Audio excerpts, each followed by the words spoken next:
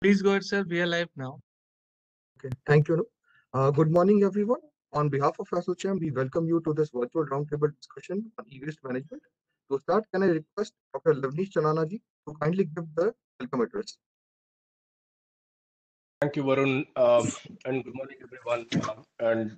I extend a very warm welcome to all of you once again to this very important discussion on e-waste management. My special thanks to all the inaugural session speakers from the government and the industry to have spared their time for this discussion and add value to the deliberations. Thank you so much once again. This is a very interesting topic, and that's where the councils combined to actually bring about. On one side, all of us are so excited and so enthusiastic about the role of technology, role of towards digital transformation of companies, digital transformation of society in general, and on the other side there is also an attached sustainability perspective that is gradually gaining more and more attention. Now, if I start with some statistics that as the UN says that we will probably be producing 7.6 kg of e-waste the average per person, and that will mean 57.4 million tons will be generated every. So that's the level to which we are reaching. And if you look at India's e-waste generation has risen nearly 43% between financial year 18 and 20. So the larger point, while the learned speakers and the distinguished panelists would be throwing light on how part of it, the more important part is why at all should I be concerned on e-waste management is from two perspectives. One, the judicious use of technology as we develop systems, and that so that it helps in the controlling and minimization of generation part of e-waste. And then second, the recycling and the management of e-waste, so that the larger consolidated impact.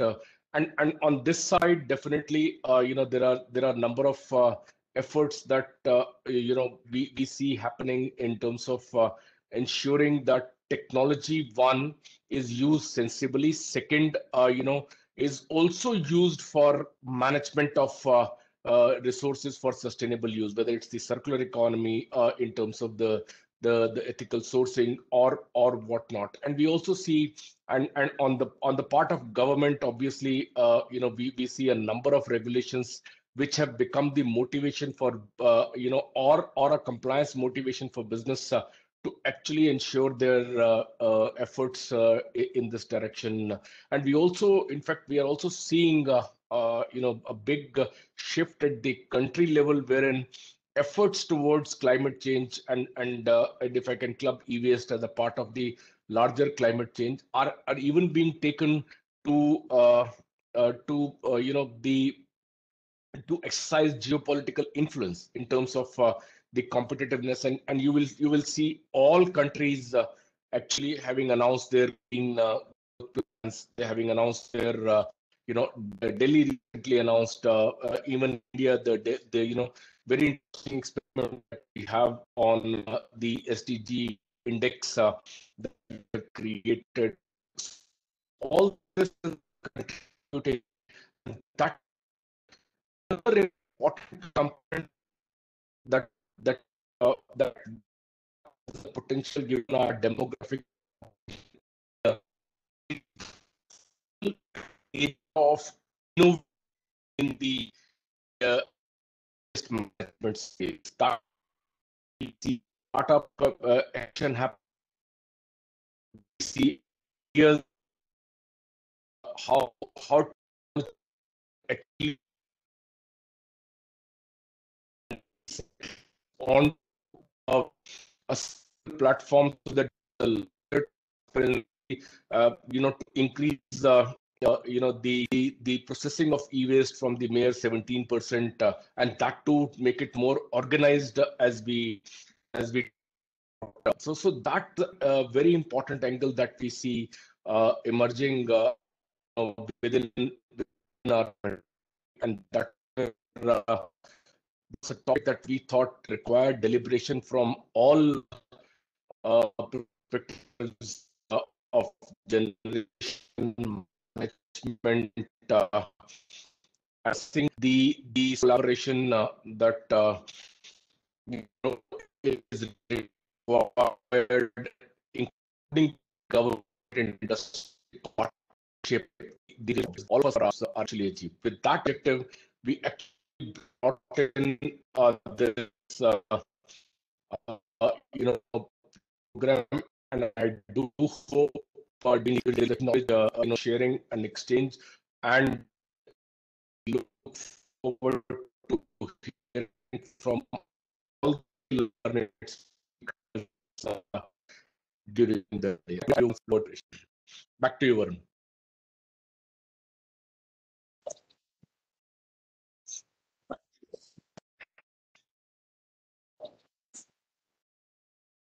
Varun, are you there? Okay. Maybe I can pass on to the next. Just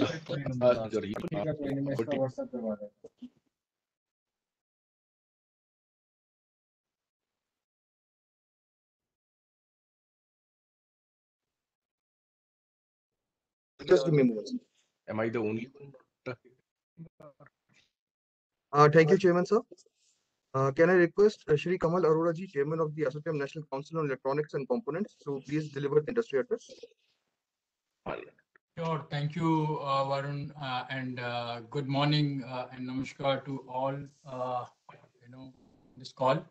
Varun, A very warm welcome to all the distinguished panelists, learned delegates, and really many thanks to ASSOCHAM for organizing this webinar on e-waste management, which is the most critical considering topic today, considering environmental situation across the globe. We are talking about circular economy and what circular economy means, right? So circular economy has multiple definitions depending on where and how you see this. There's no one official definition one can refer to. It's not one activity. It can be seen as having primarily 4 pillars: transformation, innovation, collaboration, and governance. And this will require change in business models as well as the policy environment as we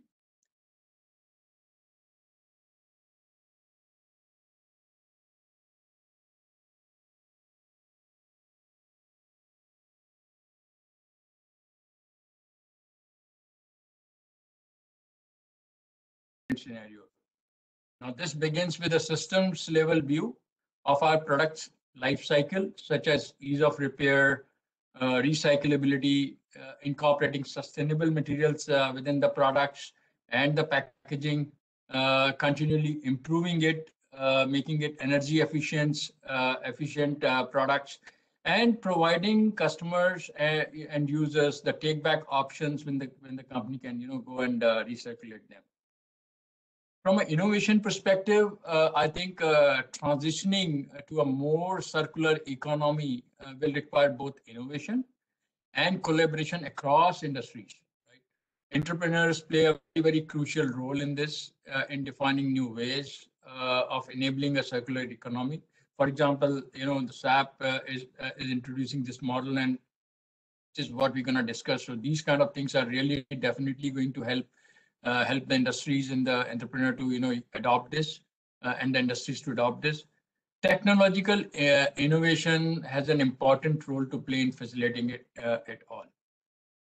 Through virtualization, cloud computing, mobile technology, customers can fully utilize their resources and tap into scalable solutions that do not require significant amounts of hardware, while taking advantage of smaller, more efficient devices that last longer and can be upgraded for latest technology through softwares. Using technology also helps drive new understanding and efficiencies. Uh, uh, uh, by transforming the systems via measurement, that is part of the IoT and big data. New analysis can change the way companies and consumers are acting on this.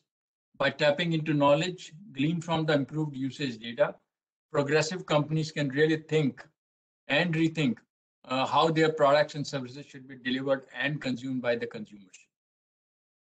Most important thing also comes from a collaboration. How once you are transitioning to a circular economy, how significant it would be to collaborate with our customers up and down our supply chains across industries, and most importantly with the policymakers. Entrepreneurs are critical to helping fill these gaps and often bring the innovative spark that is needed to pull together the kind of transformation envisioned. Governance plays a very, very critical role as fourth pillar in this, which brings a circular economy, which will be a long lasting success only if it enhances and complements the development, growth, and strengthen the economy overall. Government should adopt a new future-leaning approach to policies concerning a circular economy that recognizes increased use of technology that can recreate again new disruptive societal benefit of sharing economy and growing IoT. Governments really can also play an important role in promoting circular economy by sharing best practices, harmonizing standard globally, and use public procurement policies around that. Now, it is very, very important as we see, this and about circular economy, that if we see the report of 2015 on waste to wealth published by Accenture, which demonstrate that by 2030, the potential of this would be about $4.5 trillion. Right? That's huge. What is the role IT and electronics play in such an important initiative around?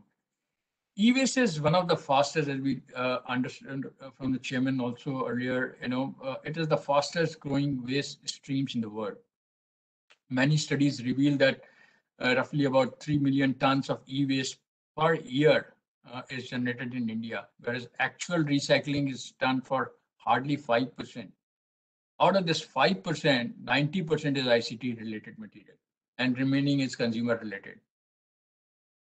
Now, less than 20% of this, electronics is responsibly recycled.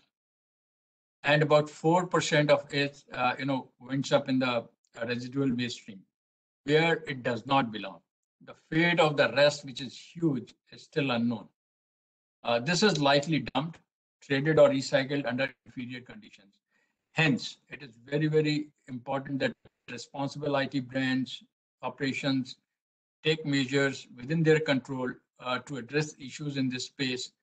However, a gap certainly remains, and that can only be filled through concentrated effort by all stakeholders through a process of shared responsibility. In the end, I would like to summarize that circular economy is a journey and must be progressive with goals and milestones.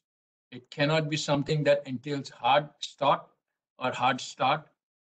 Circular economy becomes successful through an enabling environment rather than only a compliance obligation. Circular economy is also realized through strategic integration into global supply chains.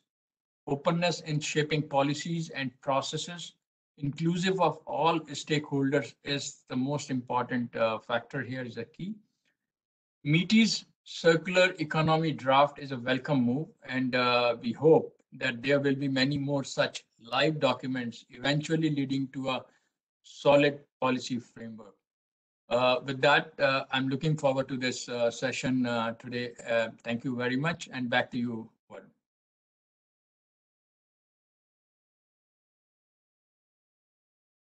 Thank you, sir. Can I now request Shri Saurabh Goel, co-chairman of the ASSOCHAM National Council on Electronics and Components, to kindly deliver his industry address? Thank you, Varun. I hope I'm audible. Yeah, okay. Good morning, everyone. Dear Dr. Chanana, Mr. Kamal, Arora, Mr. Reddy, my co-speakers, panelists, friends from ASSOCHAM, industry and academia. It's indeed a pleasure and an honor to welcome all of you for this ASSOCHAM organized discussion on e-waste. Given the positive sentiment towards climate and environment things in general, I would believe that this deliberation today is not a day too soon. And I personally look forward to the discussions and deliberations by all the luminaries that are there on the panel today. Let me reflect back by saying that nature has given us a lot of resources in abundance for our comfort and convenience. All it probably expects is that we return the resources in a manner that is easily recycled and ready for use by future generations. It's an unsaid law of nature that the life journey of all living beings in this planet is a perfect example of this cycle. Ironically, when it comes to the use of resources of the nature by us humans, we become a little selfish and are tempted to return the goods as is, without even taking minimum steps to facilitate the process of natural destruction.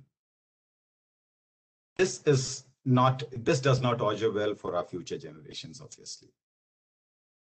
Definitely, after a century of high industrial growth by mostly the developed world, the winds are changing and giving way to a consciousness and maybe towards a more sensible use and disposal of natural resources. Let me give a few, Kamal espoused on the ICT. Let me give a few, examples from the consumer durable world, which I represent. I represent Havells. We are manufacturers of consumer and industrial appliances and devices across our plants. We use this principle of 5 Rs, which is reduce, reuse, recycle, recover, and then residual management. With this philosophy in place, we recycle almost 95% of our non-hazardous material. Even the waste woods from cable drums, etc., are used to build school furniture, etc., etc. We don't use paper cups and bottles in our premises at all. Although we are not in the fossil fuel intensive industry, we are very conscious of the greenhouse gas emissions and happy to share that with all these efforts, our GHG emissions intensity is down by 47% in a year. We consumed almost 57% of recycled water and not the first intake water. 12,000 metric ton of waste we kind of recycled, and almost 6,500 megawatts of energy that we used was through renewable energy. We're also both producers and consumers of what we call e-waste, and typically, the area that we represent, conditioners, refrigerators, LED TVs, and CFLs.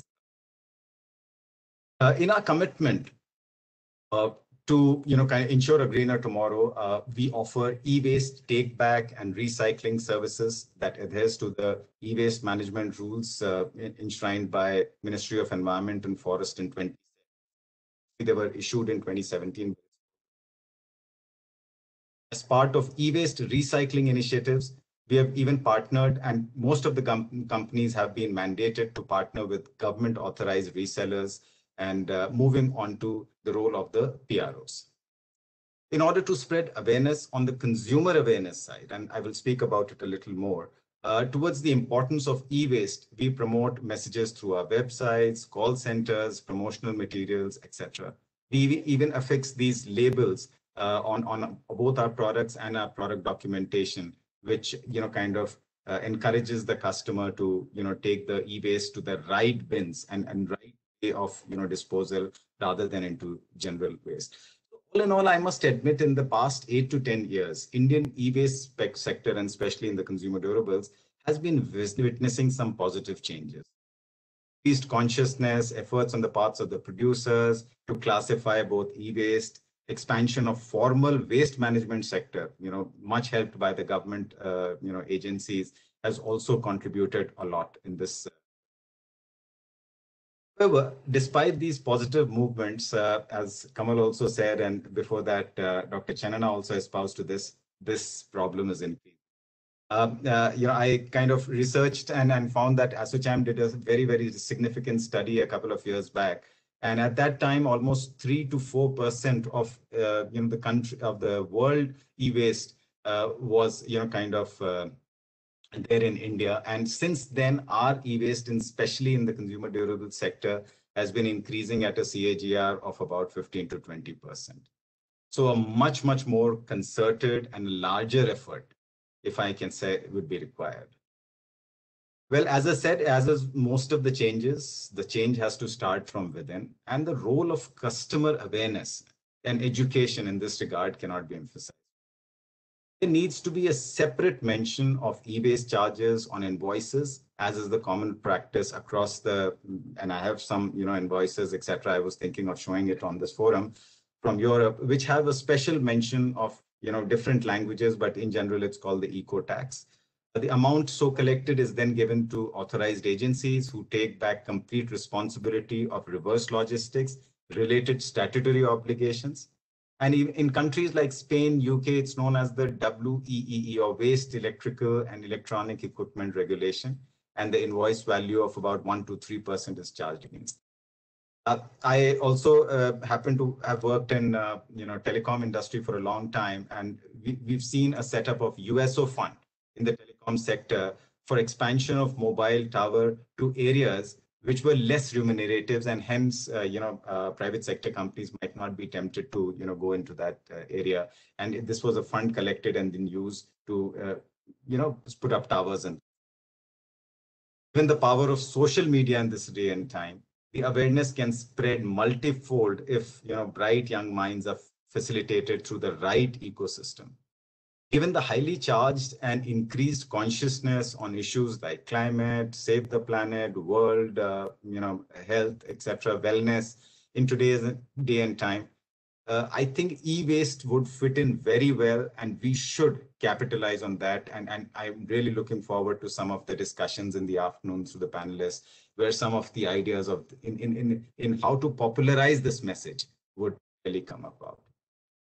And last but certainly the most impactful game changer would be the role of technology to facilitate the circular economy. Kamal spoke a lot about the circular economy. It's the conscious use, reuse, and then residue management, rather than a linear economy, which is essentially about take, make, and discard. So, that is another area where we need to really think about. As they say, and one of the good examples, as they say, necessity is the mother of invention. We saw in the recent pandemic when, the raw material prices and supply chain disruptions led many companies like ourselves to look for alternatives in materials through technological innovations. Similarly, we need to declare a crisis of sorts for use of non-biodegradable material and use technology as an aid to find viable alternatives. The process in the short term could be a little painful, but in the long term, for our future generations, it would be a tremendous help. We owe it to them, actually. And as the Native American proverb goes, we do not inherit the earth from our ancestors, but we borrow it from our children. Thank you, and I really look forward to a very interesting and an educative session and deliberations ahead. Thank you. Back to you, Varun. Thank you, sir. Can I request Shri B.M.S. Reddy, Senior Environmental Engineer, Delhi Pollution Control Committee, Government of N.C.T of Delhi, to kindly deliver his address. So good morning, everyone. Am I audible? Yes, Mr. Reddy, you are. Thank you, ASSOCHAM, for inviting me for this eventful and useful webinar to discuss the very significant issue of e-waste. Though the issue of e-waste management is at a very rudimentary stage, so we need to pull up our socks and we have to do something. Especially 2 months back, our Honorable Prime Minister also said that looking at the rare earth material availability in India and as a whole in the world, so we need to reuse and recover the rare earth metals. And the concept of eco-farm, though it is available in the world in developed countries, this concept has gained the momentum recently. The office of PMO has started this one, and Delhi has been chosen as one of the state or location where this eco park is going to be set up. In this regard, number of meetings have been taken at a higher level, like the principal scientific advisor to the government of India, as well as Honorable Lieutenant Governor for Delhi. And the issue has started, and the number of steps which are required to set up this eco park has started, and the various departments have started their homework. And land being a scarce commodity in the cities like Delhi, so that is a major stumbling block. And the DDA has been requested to identify, at least to start with, that one place, so that we can expand to 3 municipal zones, like East, North, and South municipal corporations. So as of the present scenario is concerned, the formal the collection and the recycling, these aspects are is very lacking, and the entire more than, I think, 90% of the waste is being handled by the informal sector illegally, without adapting or without giving any chance to the environmentally sound technologies. Especially if you look at the places like Muradabad in UP, see the people, their lifespan have also come down because of this N.C.T processing of the waste. And by this concept of setting up of eco parks, Delhi being the one, and I think 4 more are coming up in different parts of the country. So once these eco parks are developed, and all the processes like refurbishers, dismantlers, and recycling facility, including rare earth metals recovery by using smelting technology and other technologies which have been developed by National Metallurgical Laboratory, as well as CMET and Ministry of Electronics, that is N.C.T. So the technologies are available and developed indigenously, and we don't need any technologies to be imported or borrowed from the Western countries. We have the technologies. If we adapt these technologies, compared to 30% recovery of the gold by using illegal cyanide treatment being used by the informal sector, this percentage of recovery will go up to 90%. See, the main issue is here to how to bring all these informal sector people onto the formal one. That is a major issue. And DSADC has recently been directed by the Chief Secretary of Delhi to work out the economics or livelihood of these people, starting from the starting collection point to the end recyclers. Because as of now, there is no recycling facility in Delhi.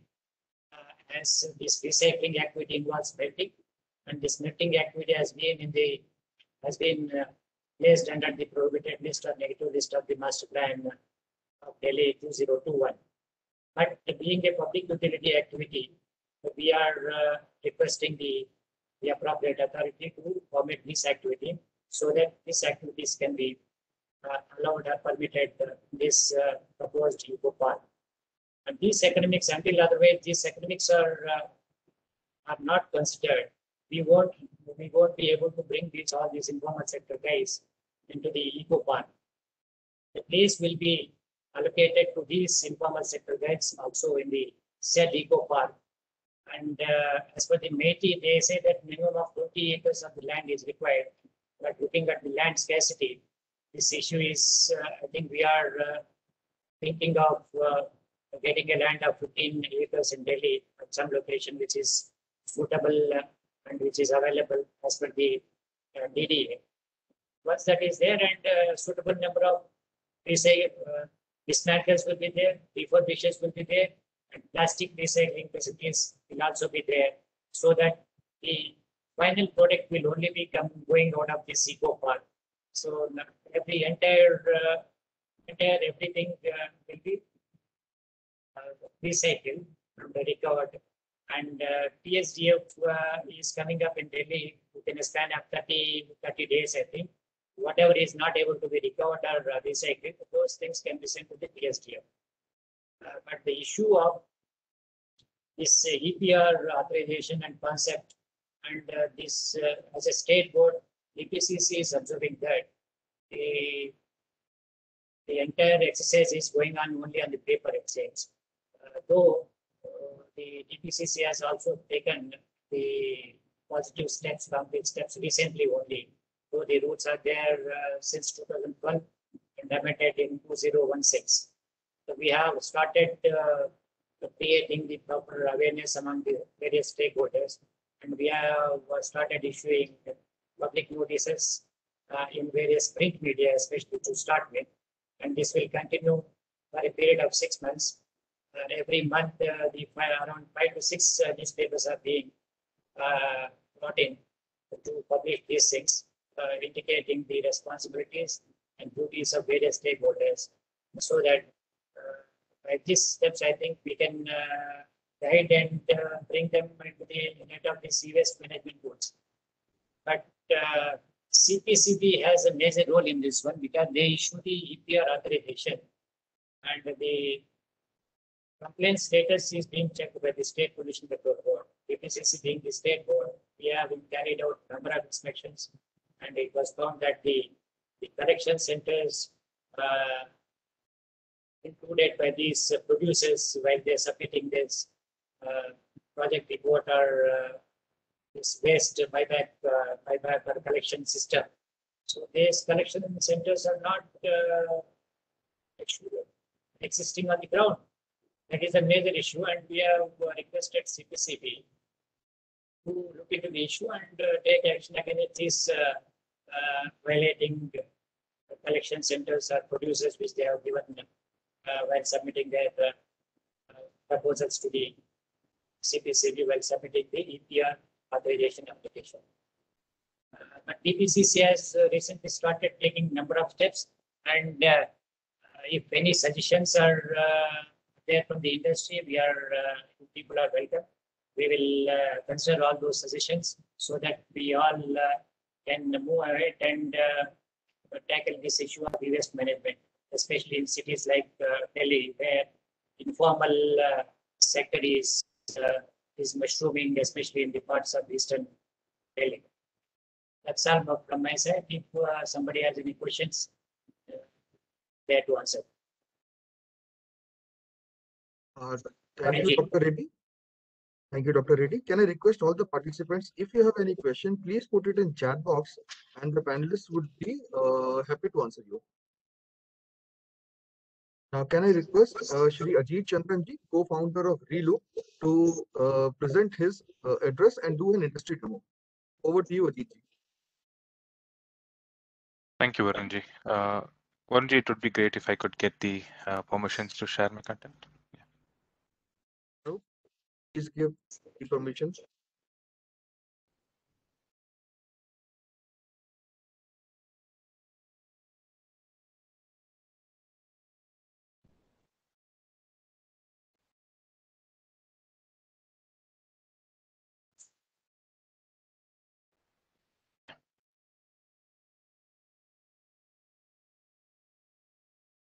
Gigi, you can share your screen.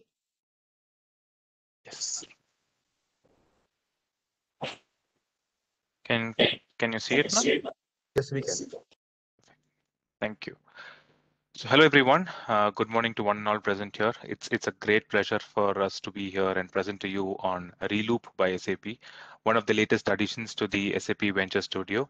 I am Ajit, General Manager and Head of Business for Reloop by SAP. I've been in SAP for almost 7 years in various roles before we went on to start this venture within SAP.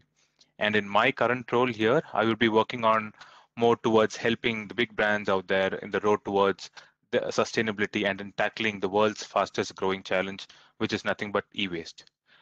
Let's look into how we as a startup are helping SAP and its customers in their journey towards sustainability.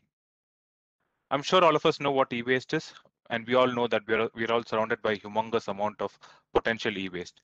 Currently, it is estimated that 70% of the hazardous waste present in landfills are caused only due to e-waste. And if you think you do recycle, are you sure they are being done responsibly? Because every time we don't responsibly recycle, we are putting the environment and public health at risk. According to the United Nations, 54 million tons of e-waste is being generated globally every year. And what's even more alarming is that almost 82.6% of that is being dumped in landfills. And believe it or not, it's all worth $57 billion of raw materials.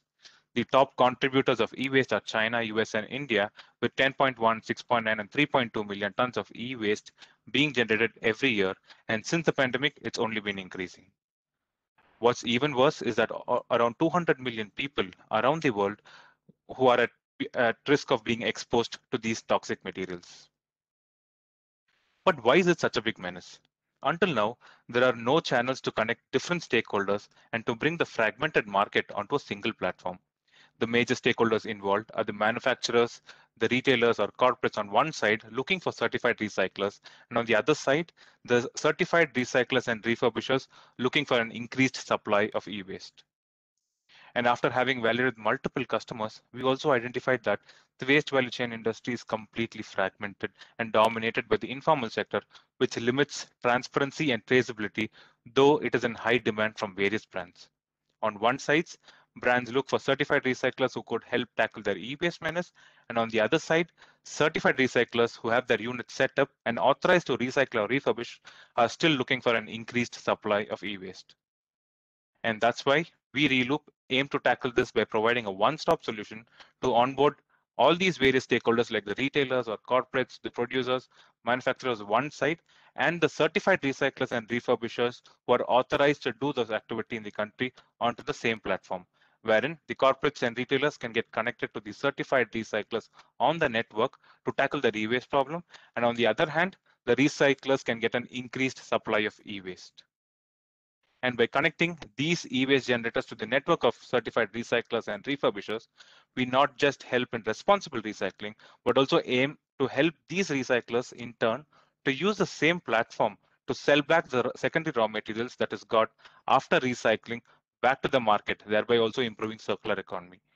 We also help these refurbishers to sell back refurbished goods on the same platform, thereby improving the refurbished market, as there are many organizations, schools, NGOs looking for refurbished devices in this pandemic. Thereby, Reloop would be one platform to not just help in e-waste management, but also a platform to sell and buy sustainable materials and services. Though we are an independent platform, our architecture is kept open such that we would be able to integrate with any supply chain platform, for example, SAP Ariba itself, and similarly to any third-party platforms as well. Now, talking about circular economy, we all know that the world is now moving towards circular economy from a linear economy, where everything has value and nothing is wasted. Reloop by SAP helps here once the product reaches its end of life cycle.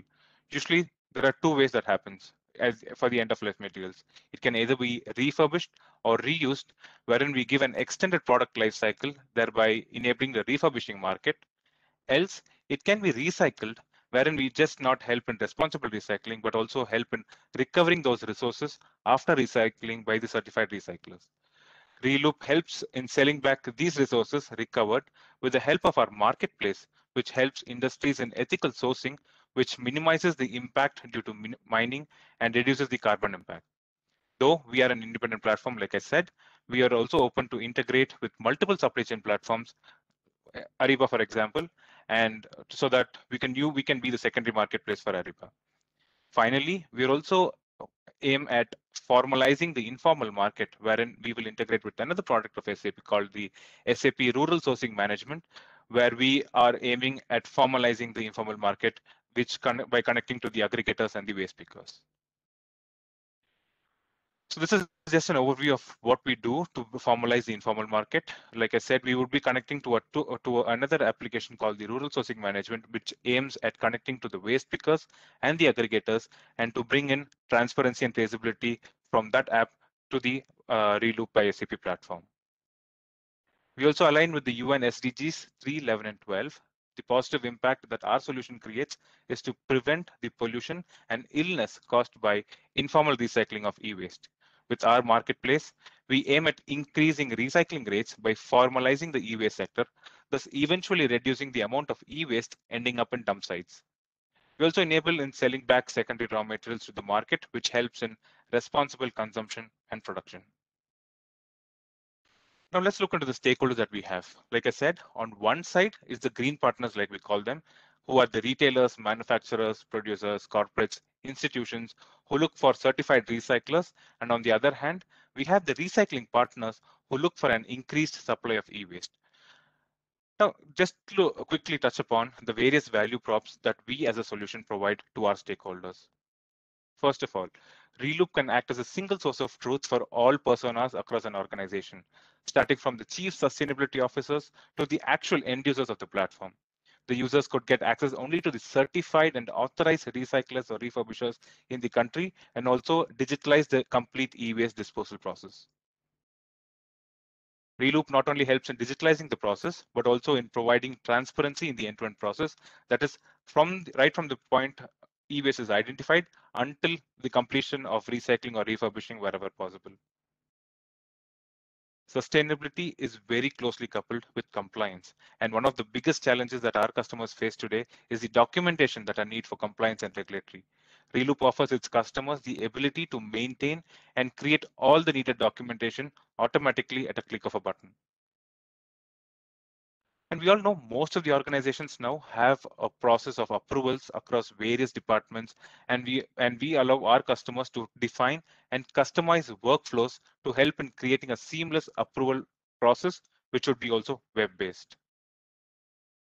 And finally, a very important one is to measure the rate of recycling or other sustainability metrics, which is provided in a personalized dashboard that will provide details like the total e-waste recycle, what are the carbon footprint, and all the other sustainability metrics will be seen on this personalized dashboard.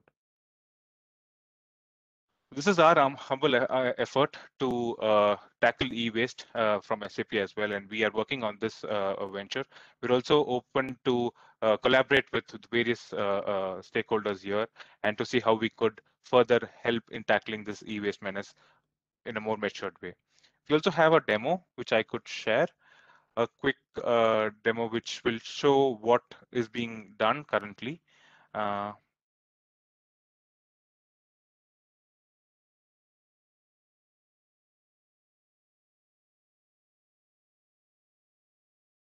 Give me a moment. Yes.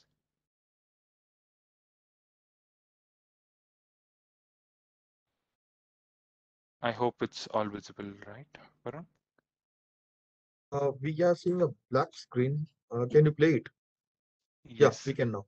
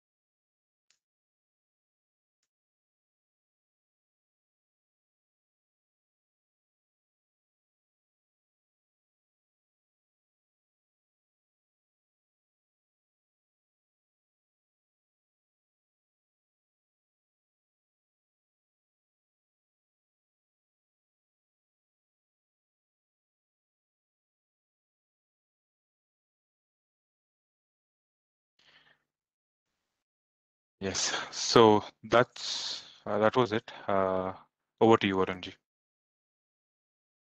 Thank you. Thank you, Ajit ji. Now we start our session. The session on e-waste management and moving towards circular economy. Can I request Dr. Sandip Chatterjee, Scientist Staff, Ministry of Electronics and IT, Government of India, to kindly address the webinar.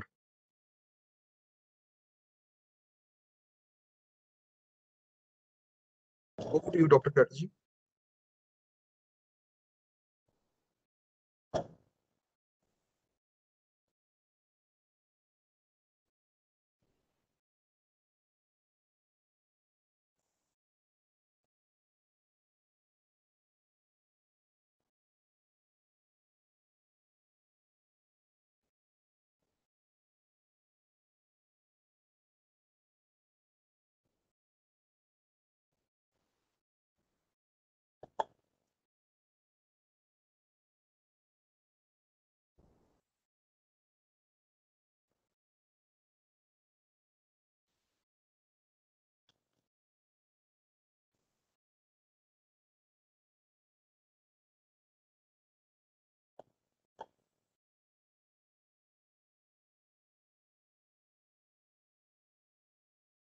Please give us a moment. Dr. Chatterjee.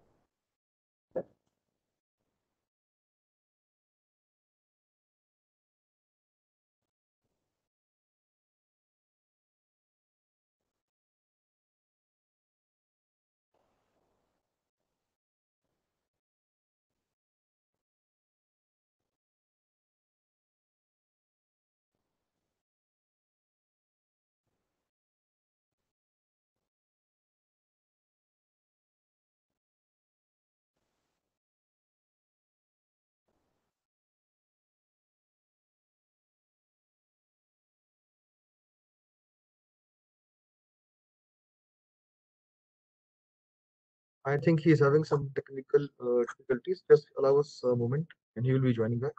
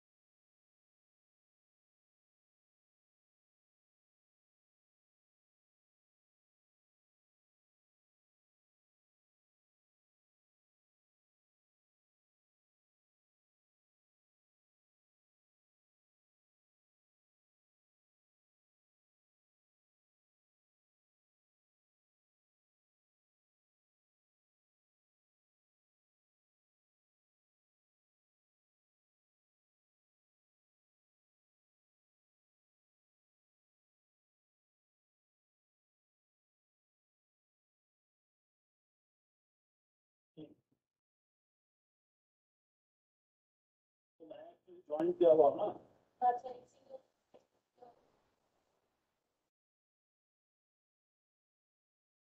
In the meantime, he joins. Varun का Can number we है क्या start the panel discussion? Varun का चलिए छोड़िए मैं देख लेता हूँ।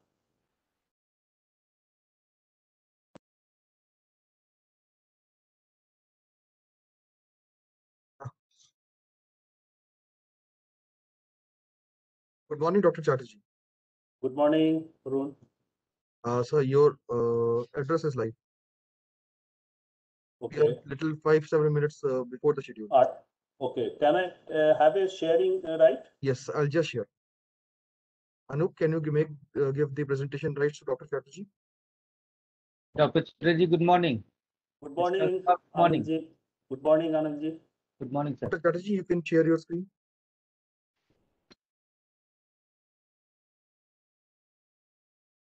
It is visible? Yes, we can. Thank you. I congratulate ASSOCHAM for interesting topic. If you see our journey, we are just started talking about electronic waste in 2002. Now we are entering a domain of circular economy, or actually entering to discuss the entire sustainability and design of the product, sustainable use, sustainable disposal, recycling. So entire ecosystem India started talking.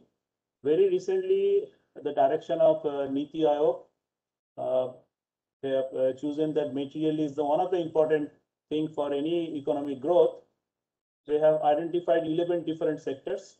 When e-waste or electrical and electronic products is one sector, which has been given to ministry, our ministry, to come up with a strategy, policy, whatever document, so that we can initiate some action plan. And many eminent experts who are there in the committee, we come out with some of the recommendations, short-term recommendation and long-term recommendation. I think we can share some of the things. Of course, there are a lot of discussion going on after the formation of that paper. Then there was some concern from the manufacturing industry. We addressed that. We form a task force, especially with the manufacturers. Then we have moderated the document drastically, I should say, because our main job to promote our industry, manufacturing industry, so that we can have some document. Maybe this is the version 1. Maybe another 2-3 years we can come out with a different stringent version. So instead of initial document of regulatory, compliance, rules, law, we have changed to guideline, information-based awareness, sensitization, and encouragement to adopt the green design, other things. So I'll be giving some of the thought. If you see the, I think Anand is here, so I should not discuss about this slide. This is our present rules, where we are talking about 21 products presently. But this policy document or the other, now it is action plan, not policy document. Action plan talks about entirety of the electrical and electronic products in a graded manner, phase wise, depending on our capacity to handle those waste. Then EPR is in place, very important piece of legislation in our country. It is gradually growing, but just collection should not be seen. We should see how the recycling is going on. I think Mr. Anand will throw some light on it. Now, PRO activities there are many PROs in the country now. There are 34 PROs are there. Now, refurbishment has been agreed in the rule, but it is broadly in a informal channel. That also one thing we should see. But now I'm giving a problem statement for the challenges. Design for obsolescence. This is now, this terminology has been changed in our action plan. Now we are thinking that how to design to product last long. Reuse and refurbishment. If you are designing certain product that is actually helping refurbishment, that is also one issue someone should see. Green design, we are just coining this term of legislation like right to repair and eco-label, not been enforcing it right now. But the standard of refurbishment is one issue we are stressing. 21 product already mentioned. Mass balancing, I think Anand is already having some software system that can take care of the mass balancing. Auditing is another thing we should see seriously in every player, starting from the bulk consumer. That is one very important aspect. Is our action plan has been identified. Can you pose a penalty on the bulk consumer as well? So that is also. Now, process auditing, PRO, and other things. Last three things that awareness, affordable infrastructure, technology, affordable processing skill set. Our ministry has done a lot of things. Why you are discussing this? If you see this snapshot or this slide, we are now third largest consumer of material after China and USA. Primary raw material consumption has enhanced between 1970 to 2010, almost 400, more than 400%. Abiotic, material extraction shows extremely high, and for electronic and system development, manufacturing sector will consume around 15 billion tons raw material by 2030. And as we all know, for a effective performance of any mobile phone, smartphone, and other devices, smart devices, we consume around 69 different elements in periodic table, and out of which copper, silver, and non-ferrous, ferrous metals are important. Most important is rare earth elements. So these are the things. So can we focus on the materials instead of the e-waste now? So now this circular economy, why the genesis of coming out with this action plan, circular economy plays an important role in resource efficiency, reduction in pollution, waste for longer product life, recovery of precious metal, rare earth, minimization of occupational health. So entire ecosystem of every stakeholders will be beneficial. This will be beneficial to every sectors if we can, transform linear economy to circular economy. So typically in our country, we are talking about downstream process, that is end of life, but we should start thinking upstream approach as well, that material security, design, and easy repairability, longer life, and other things. So it is e-waste is a rich resource having a secondary raw material. Already in 2019, we have generated 3.23 million metric ton. Out of we are third largest contributor in the world global KT, about 54 million metric ton. We are growing almost 17% year on year. So necessitates a policy shift from resource efficiency and this thing. What is the international scenario in this domain? In circular economy, there are R2R legislation available, right to repair, in almost 21 states, 25 states in USA. European Union has come up with a similar version and mandating companies to have a spare parts for 10 years. So France is the only country. They have come out with this policy where it is a criminal offense if the a mobile or any device is functional, you are going for a recycling. So standard recycling standards are in place. Senelec, global recycling standard, R2, these are all available. Eco-labeling, green stickers are also there. Circular economy indicator, green public procurement, green design. So can you take some of the best practices and come out with our action plan so that we can have the better ecosystem in the country? The pathway has started long back in 2019. European Union and NITI Aayog, and where along with METI, come out with a strategy on resource efficiency and on electrical and electronic sector, where some of the bullet points showing that there also action point was identified, initiated resource efficiency scheme, incorporated the role of local body for integrating the informal sector, provide the informal sector to affordable tools, machinery, and recycling facility so that the material loss can be addressed, material leakages can be done through online monitoring. So these are the things already identified that point of time as well. Now, this is our policy document, or rather, I should say, action plan. Now is not a policy, no longer a policy. So, action plan identified the present challenges and started recommending some of the feasible thing in our country based on the best practices available in other part of the globe. And it is ensuring to secure the critical material. Can we think upon the list of product like 21? Can you think about the products which are using the critical raw material, CRM, or some the identify products which are actually using the deadly hazardous material?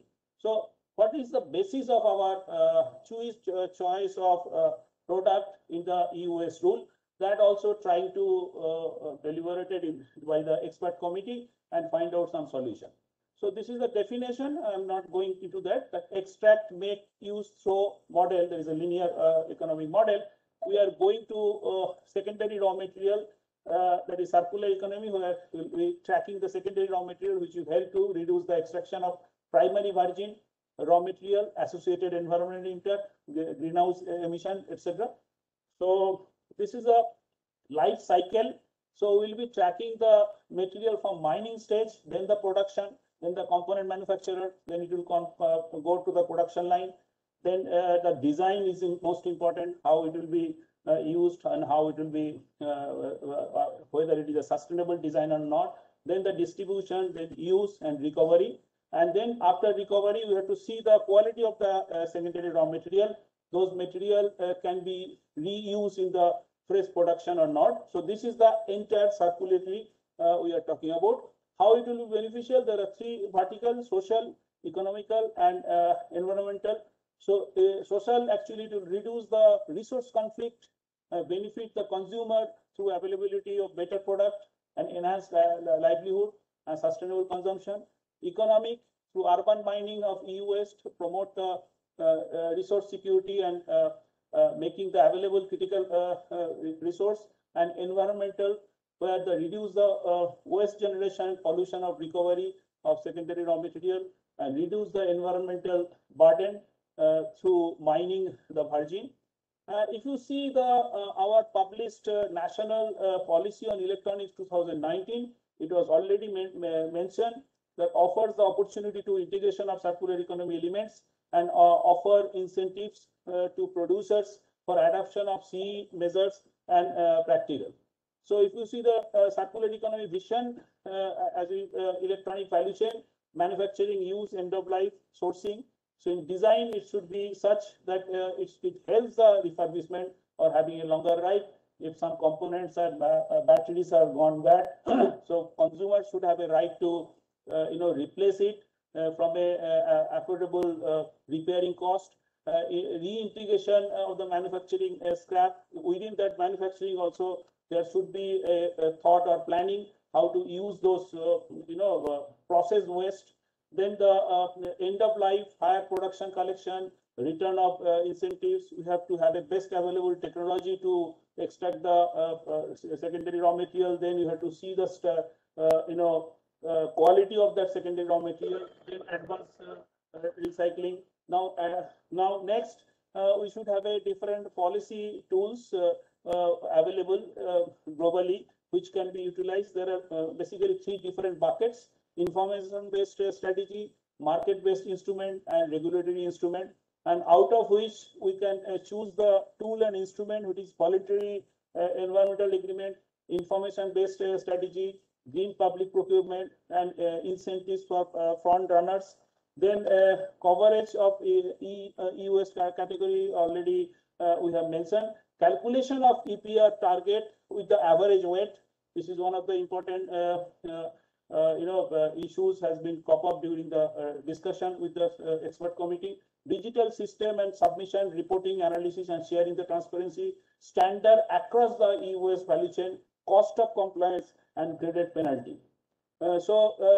This action point has 6 chapters. One is on, or rather, 6 verticals, where raw material acquisition, where secondary raw material to be tracked, for meeting the demand of critical material, sampling lab, guidelines for SRM sourcing, and promote the extraction technology and incentives. Production design, where eco design and skill buildings are being promoted. Consumption stage, where CE and RE leveling, resource efficiency and circular economy leveling are thought of. Public awareness program, product subscription instead leasing model instead of purchasing a product. Circular and sustainable consumption of practice, public green public procurement. In collection system, we have to skill, formalize the informal operators. We have to train the SPCB PCC officials as well. Digital e-waste management, digital platform, formal and informal inventorization method. How to inventorization has been done. We are working now some formula, and it should be standard throughout the state along with CPCB, so that can be used by other state also. Presently, it is very fluid. ULP's role should also be defined, has been defined action plan. Granular collection system has been proposed. Can you use our post office and other public infrastructure for collection space? That also has been thought of. PROs and bulk consumer are more responsible. We can have a regular, upgradation of the e-waste rule to include all those things. And dismantling and recycling and recovery infrastructure, where eco park is one of the things our ministry is actively considering. Where recovery target can be thought of for the recyclers, and leakage plugging for standard process. So these are the measures I think help us the circular economy. Post end of life product, where C standard benchmarking to recognize the products. So these are some of the recommendation, and these recommendation are given in the 4th chapter as an action plan for different institutions. Like guideline, earlier it was a regulation, now we are providing guideline encouraging to use the critical material from the secondary raw material, promote the appropriate technology to extract the maximum number of material, and suitable financial scheme can be thought of. Incentives for the producers using the critical material, incentive to set up the infrastructure. And action point, we have to see that study for critical raw material potential contribution of SRM. First of all, we have to see what is happening in the other parts of the world. Then we have to find out what is feasible in our country. Then we should come out with a theme that will be used here. To identify the best available technology to promote recycling. In medium term, we can digitally track the secondary critical material and best an incentive to use the best available technology. In long term, we can think that incentives through the products link incentive scheme PLI, like our ministry is having. In future, we can see can we give a some preference who are the using the circular model of economy.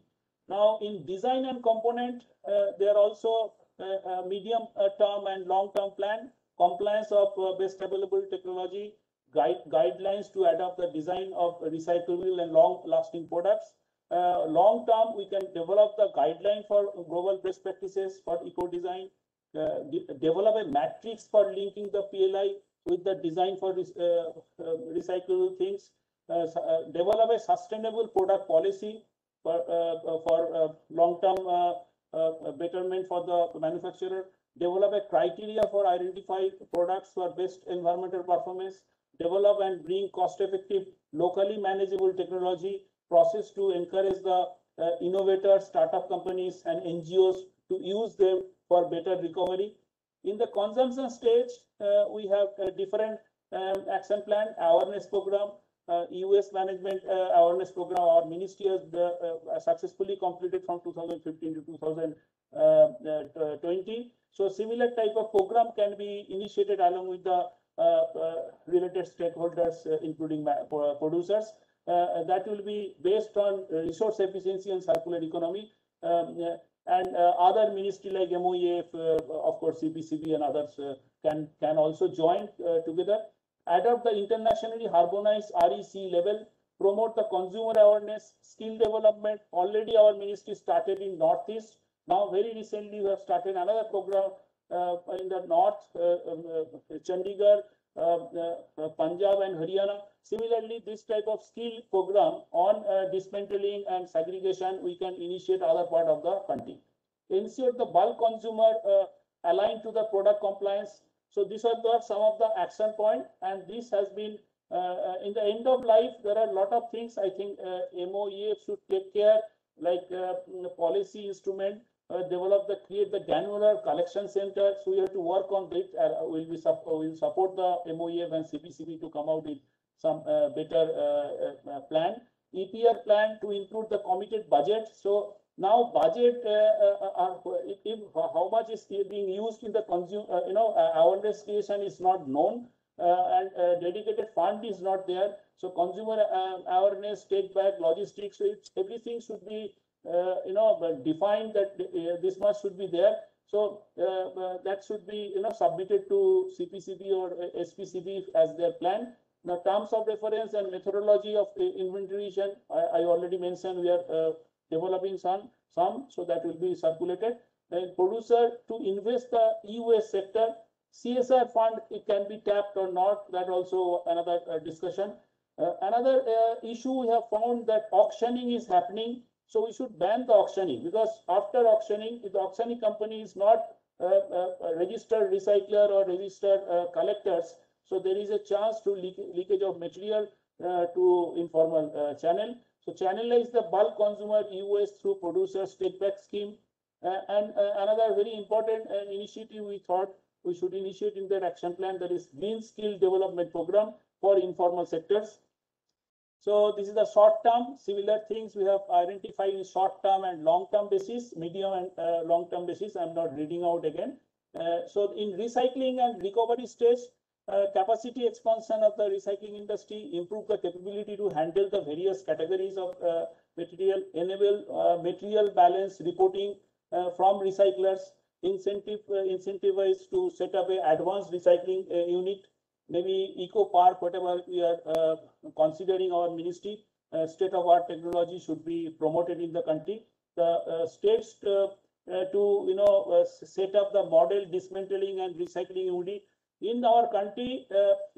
First of all, we should have a some facility which having a adequate dismantling and recycling unit. That is the first step. Is not there, and that should be registered. So if the informants are making, they should be in some zone, then the material transport from that can be done, and the valuation of that dismantled material and product should also be there, so that trust level between the material transition from one player to the other player should not be an issue. And standard for dismantling and recycling should be also introduced. So this is the recommendation for promotional scheme. So we should use the standard, like CENLAC or Art2 standard or ISO, which is suitable for this all process dismantling, segregation, recycling. We can introduce. METI take proliferation, like we have developed a lot of indigenous technology.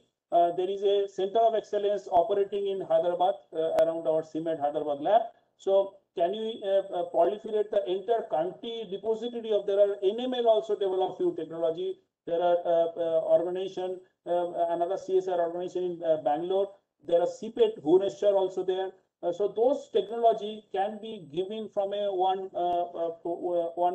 place, that our center of excellence. We are trying to engage them through some agreement or MOU, so that technology proliferation can happen from one place.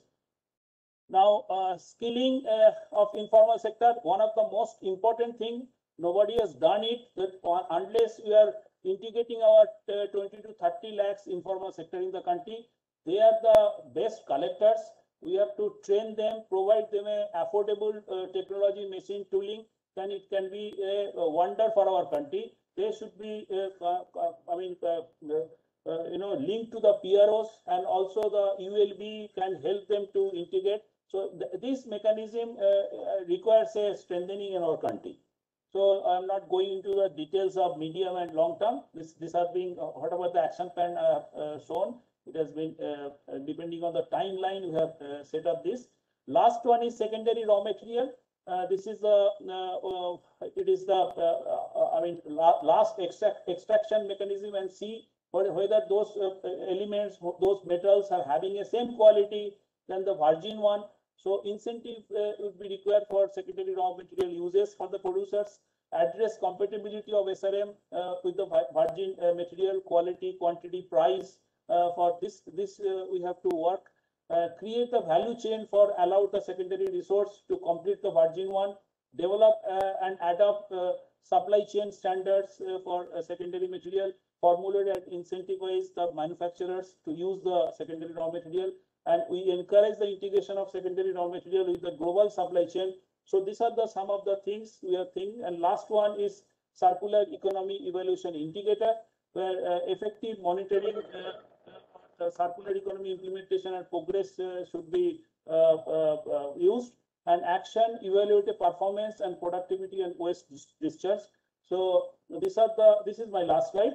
So what we are thinking that product should be designed for longer use, design for environment to reuse and refurbish to minimize the e-waste, resource efficiency to consider during the manufacturing, and to create the awareness on resource efficiency and circular economy. Track the secondary raw material, whether it can be replaced the critical raw material. You have to see, motivate and incentivize the green design and innovation. Then a later stage you can think about right to repair, eco-labeling and other things. Standard for refurbishment, dismantling, segregation and recycling. Refurbished electronic products need appropriate standard, and consumer to provide the choice for safety. So the refurbished product that is being done presently in the informal sector required to have set up some standard. What should be the minimum standard of the refurbished product in the country? That is all from my side. Thank you. Thank you, Dr. Chatterjee. Now we start our panel discussion. Can I request Shri Prabhjot Sodhi ji, Program Director, Circular Economy for Center of Environment Education, to take it forward. Over to you, Prabhjot. Thank you, Varun. Thank you very much for a very interesting discussions in the morning session. And a warm welcome to all the highly experienced and multifaceted panel members. And what a morning we have had, and setting the platform by the chairs of the ASSOCHAM. And can you hear me, please? Yes, yes, we can. ASSOCHAM and Dr. Chatterjee and Ajit. Okay, let's to all my esteemed panel members, I just think that we all work. We have enough time to our disposal. We will have 5 minutes presentation from each of the panel members, and then we can have some question and answers. A few questions have already been posed on the chat box, and they have also been addressed by the earlier panel members. Then later on, we can go into the session of discussions on the questions. And I will not pinpoint the questions because the questions are largely open and wide, and the panel is very experienced. We will have 2 or 3 to take on the questions, and giving equal opportunity to every member. Then we will, after the question answers, I would request each of the panel members to make one statement, what they feel that we really need to emphasize upon. Dr. Chatterjee has given a very elucidated all the thoughts and processes, and many of the panel members within their experience would like to address. So I think so. That's all I have to say about the way of going across. There has been lots said, and there'll be more we will discuss. Very effective rules have been framed and greatly focused on supply chain and clear responsibilities of different stakeholders. I think so. Let's move on to the panel members, and can I invite Shri Anand Kumar, the scientist from the Center Pollution Control Board. One more thing I wanted to add before Mr. Kumar, Dr. Kumar takes up, is that we have all the policymakers, the manufacturers, the producers, and academia in the panel. So all the members will get a very strong view of the thoughts. Over to Dr. Anand Kumar, please. Your time starts. Thank you very much. Good morning, sir, and thank you. And thank you, ASSOCHAM, for giving me this opportunity to share my thoughts on e-waste management in the country. I will take you through the journey, how these rules have come up so far, and then what are the present status and how we are handling these rules. Because there are a lot of questions in the mind of the people, whether EPR is being effectively implemented or not. So first I will tell that the rule first time came in this country notified in 2011 and made effective from 2012. That rule was talking about the concept of EPR, and the producers were asked to get authorization from each of the state boards. And that created a lot of problem and, to the producers, because they have to go to each and every state boards and to seek authorizations. So they have presented to ministry, and then ministry came out with the amended rules in 2016. And this rule has made a centralized EPR authorization system, and EPR was elaborated in quite details. EPR plan was made mandatory. So I will take you to the journey. See, the rule came in 2016, but made effective from October 2017. So prior to that, we had a total of 153 producers registered in the country. And this number was, effective number was small, because the same producers were registered in many of the states. So effective number was less. The total number was 153 prior to the coming of this rule. Then this rule came in 2016 and made effective from October 17. In 17-18, we were able to register 244 producers, which went to 1,168 in 18-19. In 19-20, it became 1380, and as on date, we have 1,755 authorized producers. This includes importers also. Similarly, the target were initially in the 2016 rules, the targets were 30% in the first year, which was subsequently reduced to 10% in the by the amendment made in 2018. And the collection targets were given at the rate of 10% in 17-18, 20% in 18-19, 30% in 19-20, 40% in 2021, and it went up to 70% in 23-24, and after that it is remained 70%. Then in the amended rules, even the new producers were given targets based on the sales data, on their sales figure. They had given a moratorium of 2 years, and after 2 years, their targets were made as 5% at the rate of 5% for 2 years, then 10% for next 2 years, again 15% for next 2 years. So subsequently, targets went up to 25%. But these producers were also given compensation. When their actual generation will come, the whatever they have collected earlier will be compensated. Due to the COVID pandemic, last year the target was reduced from 40% to 30%. One interesting aspect I would like to share with you that prior to coming up these rules, 2016 rules, we had a very less collections of e-waste. In fact, we had an annual return submitted to ministry where we had submitted somewhere around 6,000 ton of e-waste collected in one financial year. This collection has definitely increased. I would like to share with you that in 1920, the total collection across the 35 states were 2,24,000 ton. One more thing which needs to be understood that in the e-waste rule, only 21 types of electrical and electronic equipments have been covered. So we are, whatever figure I am giving, this is only for 21 types of electrical and electronic equipment. Although ministry is under consideration for adding more equipments, and I think in very near future additional equipments will also come. Based on these equipments, we have estimated the total generation in 17-18 was around 7 lakh ton. In 18-19, it was 7.7 lakh ton. And in 19-20, it was 10 lakh ton e-waste generated from these 21 type of equipments. Most of the studies says the India has 3 million tons. I believe because they consider 12 category of equipments having more than 200 types of electronic equipments. That's why the quantity comes 3 million tons. But as per the present rule, we have to focus on 21 types. So our generation figure is based on 21 types.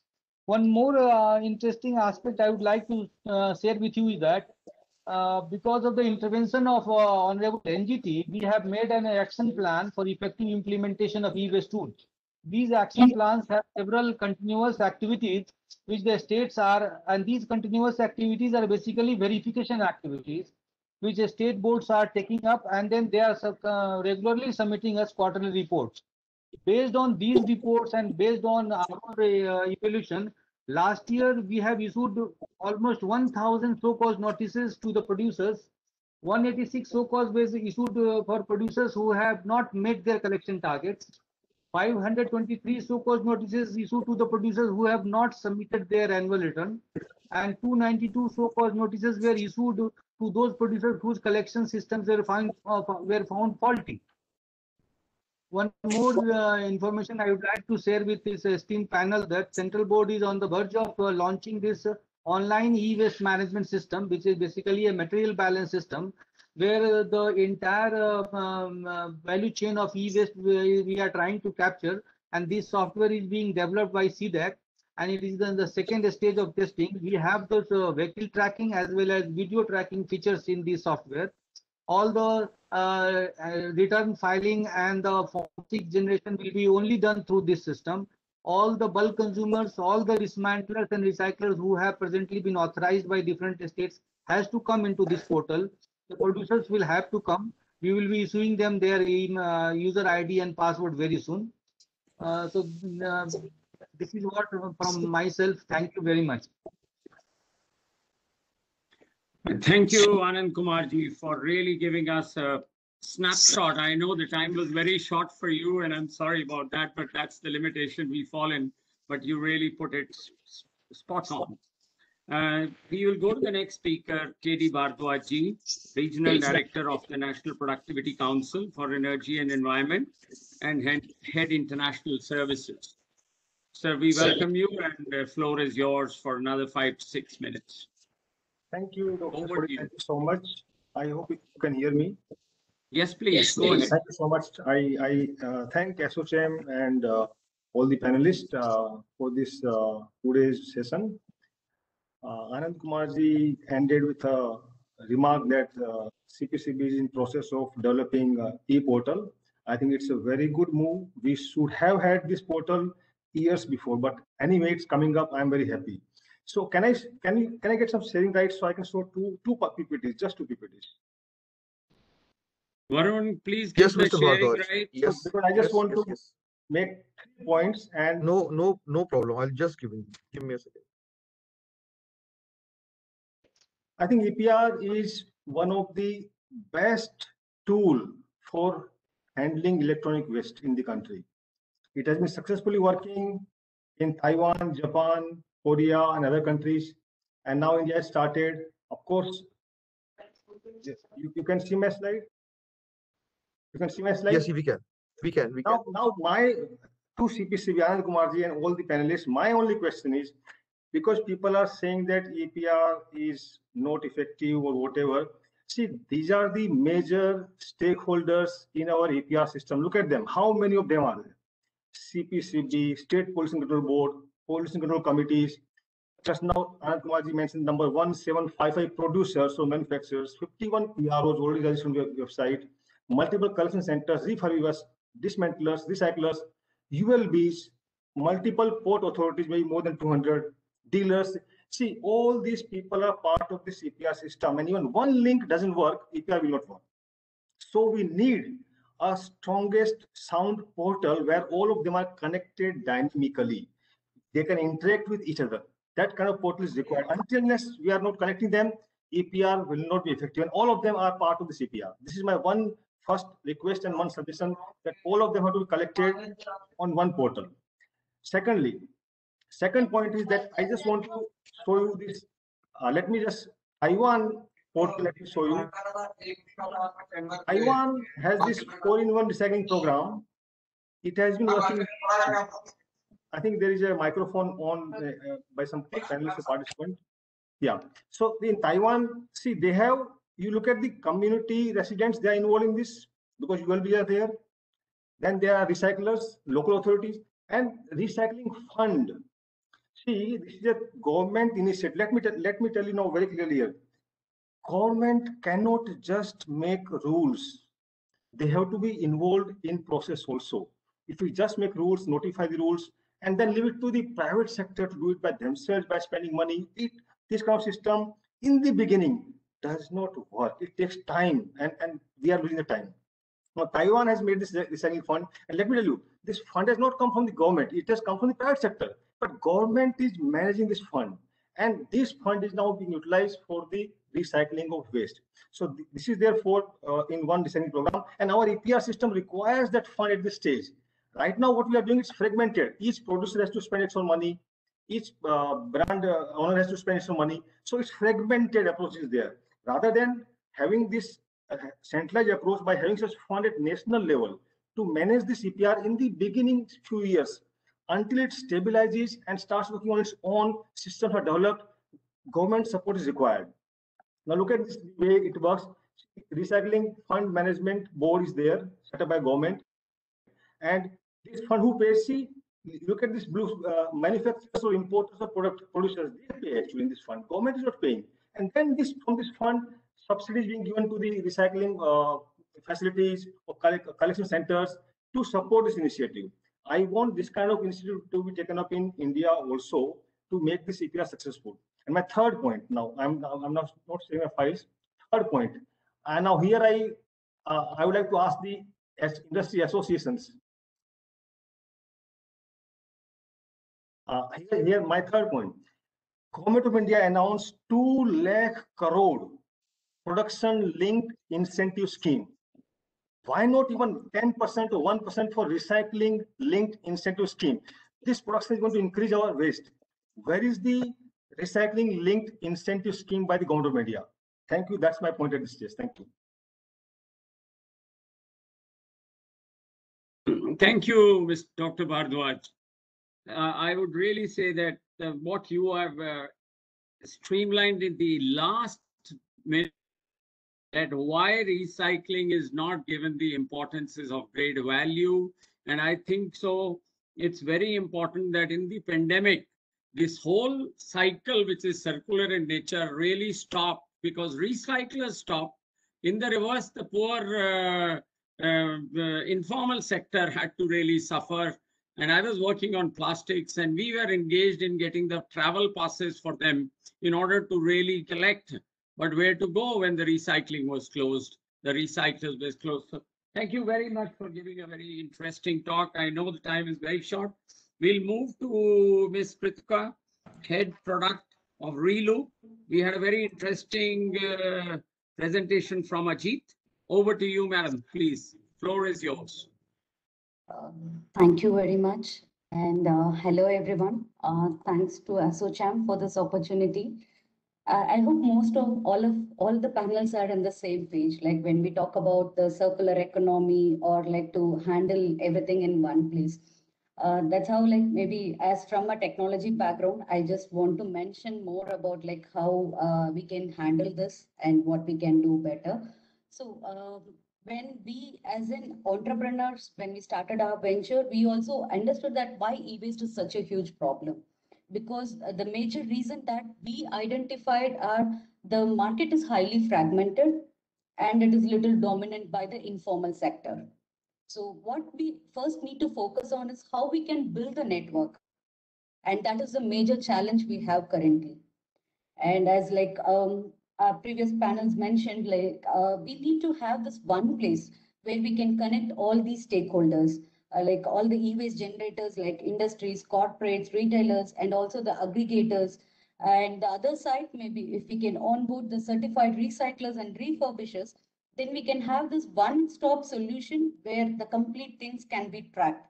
As of now, we have a separate portal where they are using it for auction. And again, we can't track the material flow actually. Like after the auction, what happens with the waste that was auctioned? That's also one major challenge. So if you have everything in one place, which will help to track easily the material flow when at the end of product life cycle, we are talking about a circular economy. So just not only focusing on recycling, after recycling, what happens with the raw materials? So we need to, how we can bring these commodities also back to the market.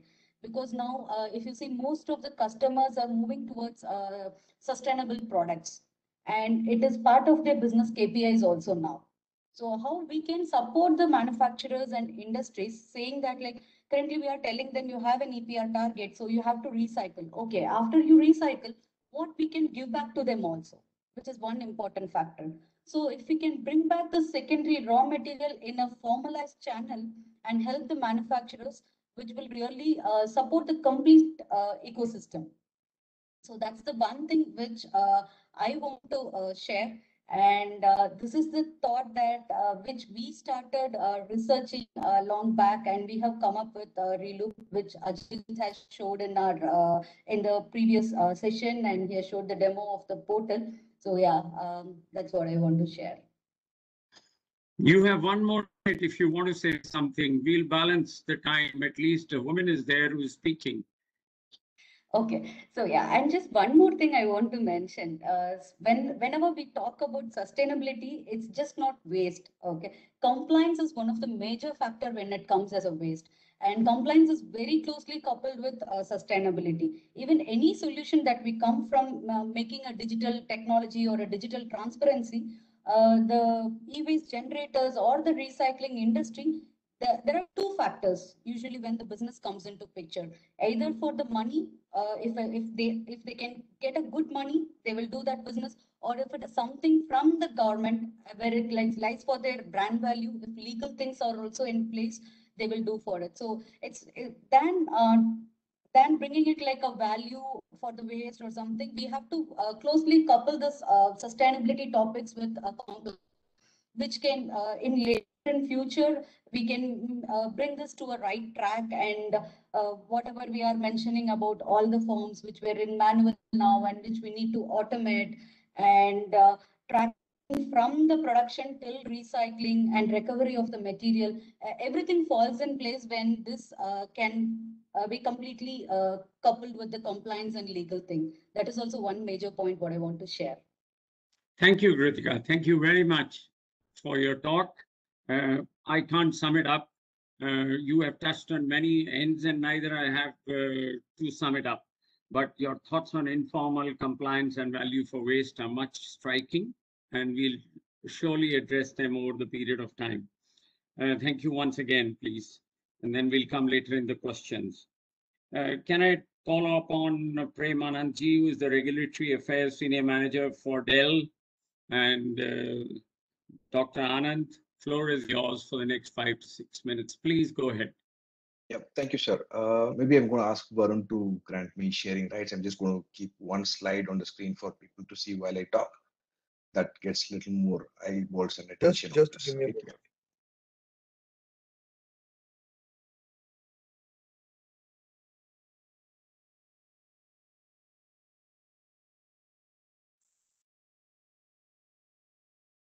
You can share your screen now.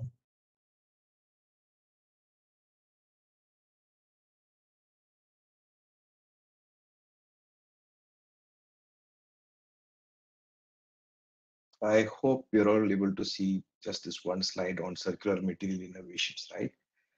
So I represent a brand that has been working on circular economy since 2007, right? Even before probably the name was coined. And I try and stick on to the topic of the session, which is e-waste management and moving towards circular economy. I think that's what makes a lot of sense the way I see it, right? I'll talk through this, but then the initial reaction that I wanted to provide is like circular economy is something much, much, much beyond the e-waste tools.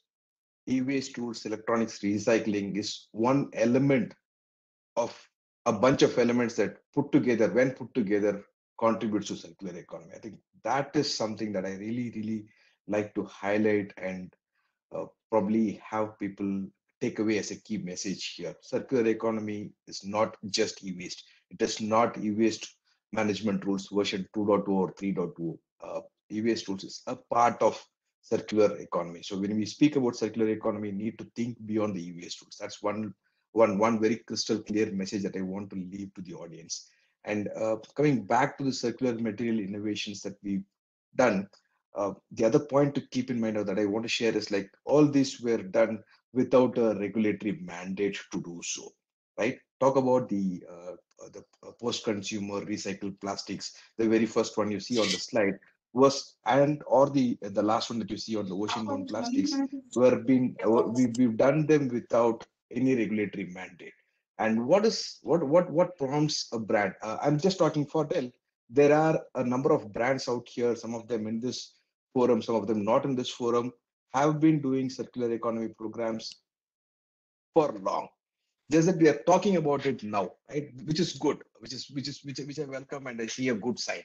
But again, you go back and look into this one, it has multiple dimensions to it, right? Let us not box it under e-waste tools, or let us not say circular economy for e-waste management. No, that should not be the perspective if we really want to drive circular economy. Talk about plastics from recycled computers to desktops and monitors, right? This is plastics from a PC going back to the resin stage, getting integrated into the chain, and then coming back as a as a component or a part in a desktop PC. Talk about the reclaimed carbon fiber, right? That again is working with the aerospace industry because they use lighter materials. Now this makes lighter laptops. I think there's some background noise. If you want to mute others, right? Plastics from windshields are known because are used because they do not allow water to stick or stand on that. It kind of rolls off. It's kind of a what do you call a non-stick coating that gets into bags, right? So which means that plastics from windshields do not end up in a landfill or a dump site or in any other process, which kind of gets used back.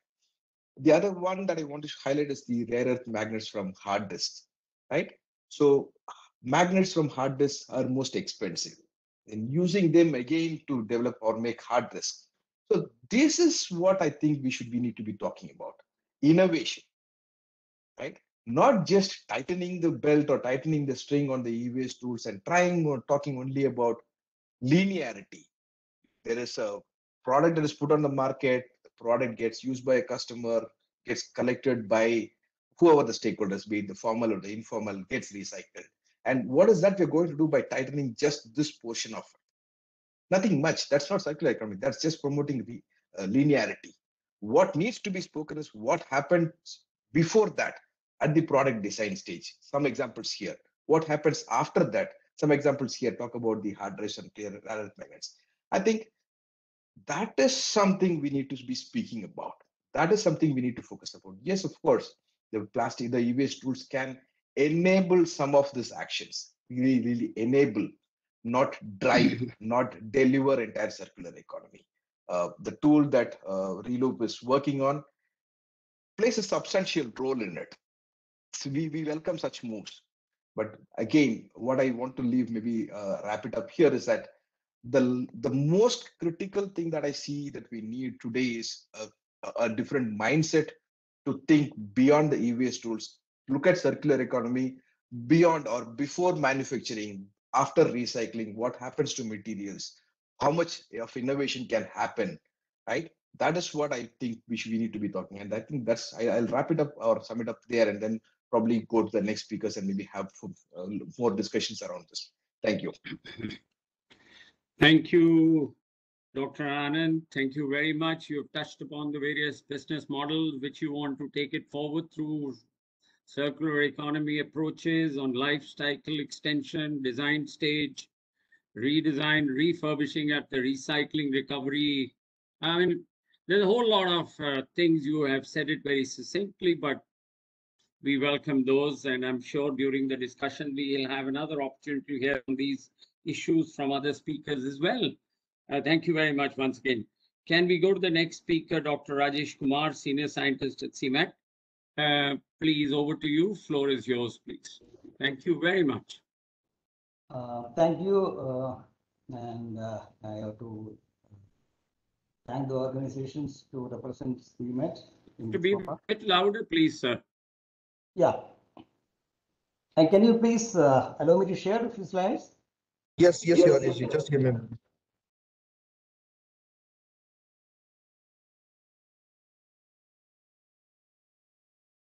You can share your screen now. Yeah.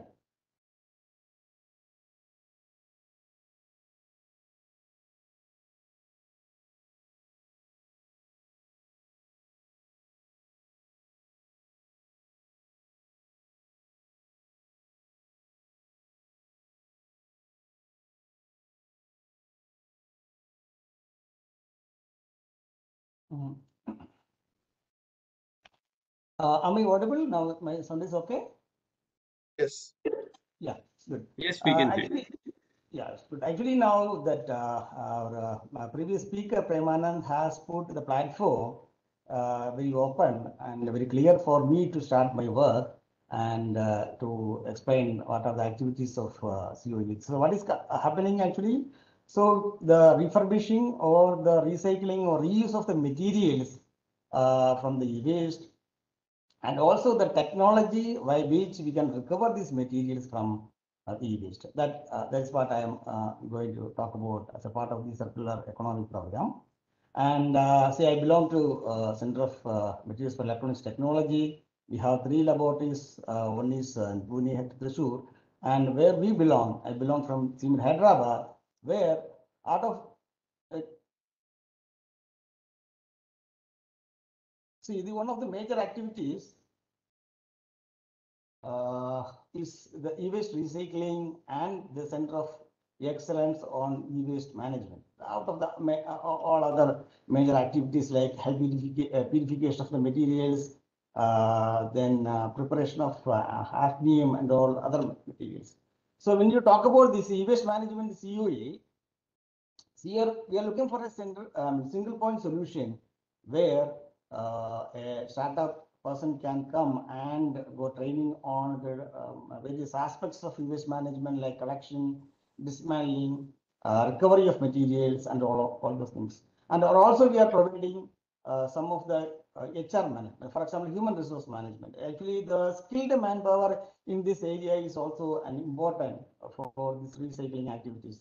So we have already initiated an activity of M.Tech program along with IIT Hyderabad. So these are the major activities we are doing. One is spent PCB recycling. So we have not taken up entire e-waste recycling activities. So we have a good solid infrastructure is available for the e-waste dismantling, e-waste recycling, for the mechanical separation but where are the gaps? For example, when you talk about the medium value and high value PCB boards, most of them are either exported to Unicor or being leaked to informal sector where they recover gold, and they are leaving all other toxic materials to the environment. So we have developed a technology, and now the technology transfer is going on, and by the side, we are scaling up the technology. And the other one is this lithium battery, where we have to developing technology for the recovery of lithium, cobalt, and other aspects. Then come out the permanent magnets, where our previous speaker also talked about the permanent magnets recycling. And we have also another program where the CFLs, where this actually, because it's hazardous because of the mercury content in that one, and it is also important where you have rare earth materials available in that one. So we have got a technology for this one, and it is also, and one of the first point of discussion, that is actually CFL, why it is not coming to recycle. So we can discuss a part of that one, and actually CMET, our COE can provide some solutions for it. And actually now at present, solar panel may not be a big challenge for the recycling, but of another 5 years for 10 years to come is a huge problem. I mean, will be facing huge problem of recycling of solar cell recycling. And I also talked about the skill development where we already initiated a program with IIT Hyderabad. The first batch is over first year. The 2 semesters are over, and the second year actually only 5 people enrolled in that activities. But in second, around 340 people applied for that program, and but of course the seat is only 5. Actually, so that means that people, I mean, even from the academia side also, we are getting good help actually, and from the student side also, they I mean, expect it's a promising area where they will get a job opportunity and entrepreneurs. And they may be, I mean, young entrepreneurs will come out of these students.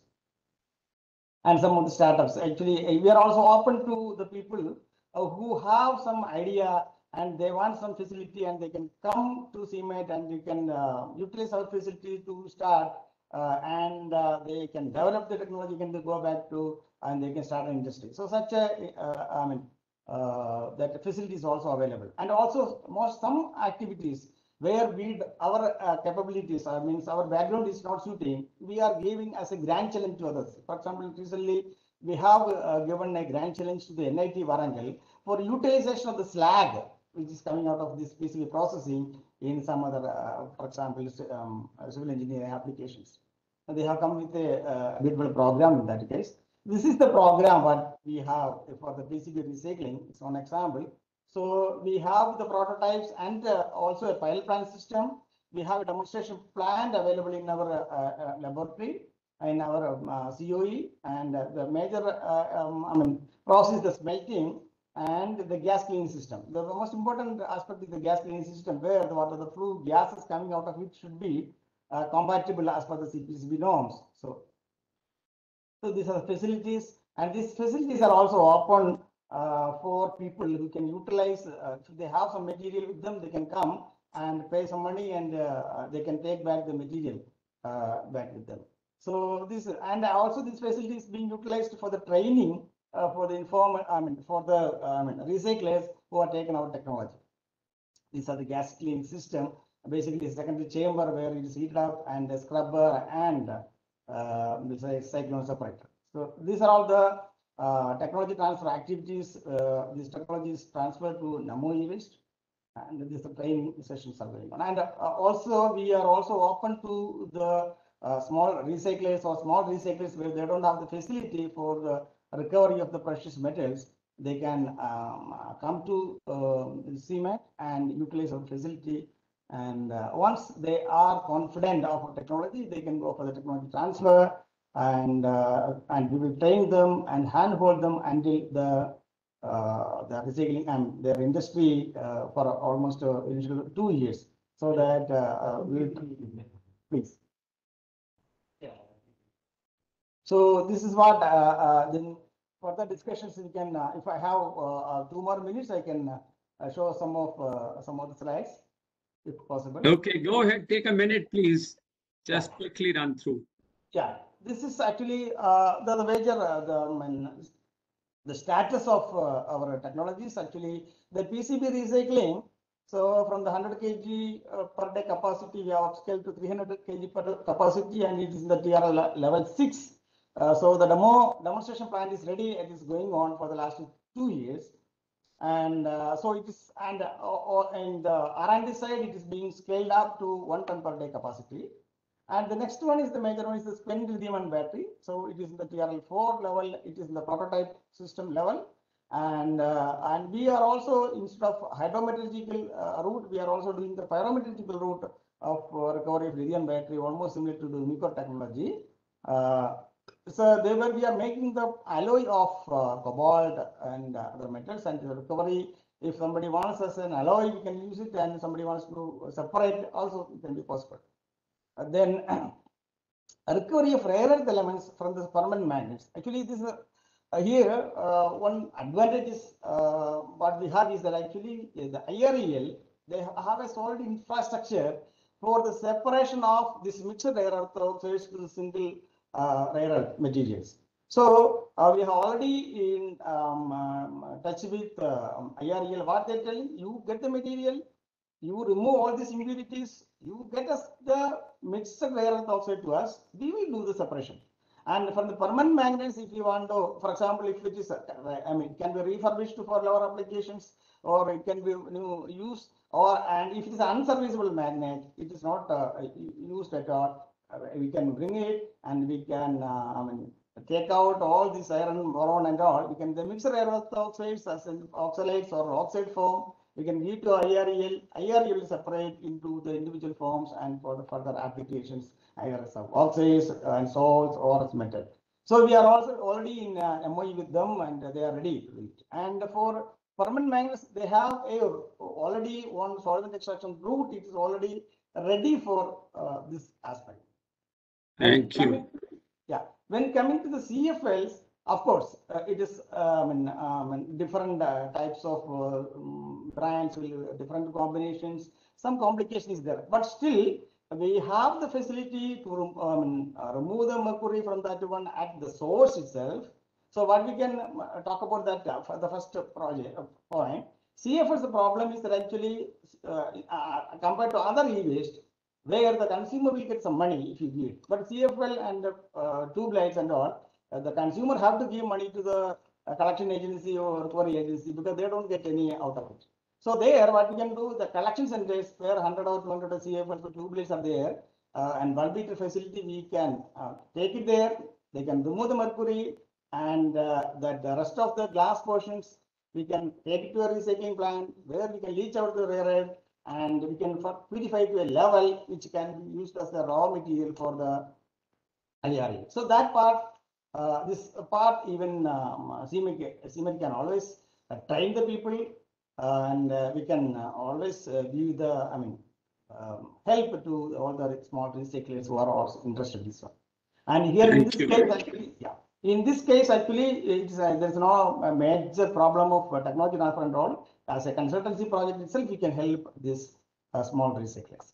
That's what I want to, I mean, tell in this. Thank you, Rajesh Kumar. Thank you very much for giving us a complete package of things, and I'm sure people have noted down, and we will get back to you. I certainly will get back to you in certain ways. Thank you very much, please. Thank you. Thank you. We have the last speaker in the session for Dr. Brajesh Kumar Dubey, who has been taking part across many ends, sustainable engineering, circular economy research, Department of Civil Engineering, and he has also posted his thought if anybody wants to get along with him. Over to you, Dr. Dubey. Thank you, Sodhi Saab, and good morning to all. I would like to thanks ASSOCHAM for inviting us to this panel. And being the last speaker, many points that you want to cover is already covered. So I was trying to make some notes and try to talk about what I thought should be highlighted. So I'll try to stress on that. And I'll start with what Bharadwaj was trying to get into, the role of ULBs. Because see, we had one of the things which came up today is that from the institution and from the commercial establishment, getting e-waste is kind of improving. The situation is improving there. But from collection from the households, because from the household level as well, we are producing considerable amount of e-waste now. India's middle class is actually almost as bigger as US population. So, and we are becoming things are becoming affordable. During this pandemic, with this online teaching, online working from home, we all bought several of these electronic items. We were forced to buy because the old one was not working or whatever. So there is a considerable amount of e-waste which is being produced from the individual houses that we have not trying to tap into. It is going into mostly through the informal sector because the ULBs are not collecting, although solid waste rule says that there will be a household hazardous waste and there will be a collection, but I have not seen that happening. Best of my knowledge, I've not seen that happening. So that's one area where we need to kind of, because that's a big area. In fact, so one of the question listed was that 90% of is coming from the ICT. So so we are not getting too much coming from the household. So that's the ULBs has to play a big role. We saw the example of Taiwan from Bharadwaj, which you put out there. If we can look at the example from Japan. I had some slides but I have a course on eWaste, so you can go on YouTube and see that. I didn't want to put a slides here, so it's a. So that's there are wherever you go, you see that ULBs do play a major role in terms of this EPR concept. And EPR, as said earlier too, the government agency, whether we like it, we don't like it. Many times when we talk about government agencies, we start thinking about corruption and all those kind of stuff coming in. But they have to play a role. We saw that long list of stakeholders that Bharadwaj put out on a slide. To bring all of them together on one table, I think only government agencies can do that. Because see, if I talk to somebody as an academia, they will say, what is your, I don't have the authority to do that. There has to be some authority in an organization which can pull all of these together in one room so that that connection will happen. Otherwise, the connection is not going to happen. We will just be talking about it, but nothing will really get done on the ground. And other thing I was highlighted that what our friend from Dell, Premji, was talking about, like the education, like talking about the big picture. One thing, if you see today, most of the people working in the waste management sector, they never really had a training in waste management. E-waste is even a more specialized training. So although there is some courses, as Dr. Rajesh Kumar was talking about, some MTech program, but we need more of that. India is a huge country, and we need more and more of those training kind of program happening, either online, offline, whatever way it works. And sometimes it also needs to be made with the local condition and a local language. Because see, the many people working in the ground, if I talk in very nice English, but they don't understand anything, that's not the point. We have to make it. We did something similar with Guwahati Municipal Corporation for Solid Waste, where we try to develop training program in the local language, talking to those rack pickers and others, and getting this informal sector kind of little bit formalized. See, if you look at there is generation, there is collection, there is initial processing. Then there comes the precious metal and critical materials recovery. We talk about critical metals. There was a lot of news recently because the 90% of the critical metals actually in the control of China. And we have a lot of critical metals in our e-waste and other waste stream, mining waste and others. So we should try to generate that in India. But they require some specialized work. But in terms of the collection, our informal sector is actually doing a lot of, it's a decent job. So somehow, and there is a trust deficit as well. The informal sector and formal sector. So that trust deficit, how the revenue sharing will be, all those things needs to be discussed in nitty-gritty detail so that everybody feels comfortable and they can come on board. So I was just trying to see like how to go forward. So that's what I was trying to highlight. And on the education side, since I posted that on the chat box as well, but we do offer several online courses. It's available on SWAYAM platform if you are and there is a course on e-waste, just a 4-week, very focused course. And so one can take advantage of that. So I think I would end with that. And then also one thing that you talked about regarding the pandemic situation, we saw the same thing for the municipal solid waste as well, that waste collection was an essential service, but waste recycling was not. And that was becoming a big of a problem. So a lot of those issues. So thank you, and we'll look forward to more discussion. Thank you, Dr. Dubey. As usual, you always are very pinpointed and bring it out. Thank you very much. And knowing you, I know. Now we had a very, very interesting panel discussion going on by people sharing their thoughts. I just am compelled to say that we have a very multifaceted panel. And here, when we raise the questions, these will be open-ended and people will be all very eager to say, but I will encourage at least 2-3 to speak and then give the opportunity on the next question to the others. I don't want to be restrictive. I don't want to be encouraging the solutions which ASSOCHAM is really looking forward. But 2 points which have come out, which I want to make out, and I very much am working largely on plastics, but the e-waste is also related. And I have been thinking about those. I really want to strengthen the supply chain management, which was alluded by most of the speakers right from the beginning, the chairs, and then Dr. Chatterjee, Anant, and everybody else talked about it. And lastly, Dr. Dubey.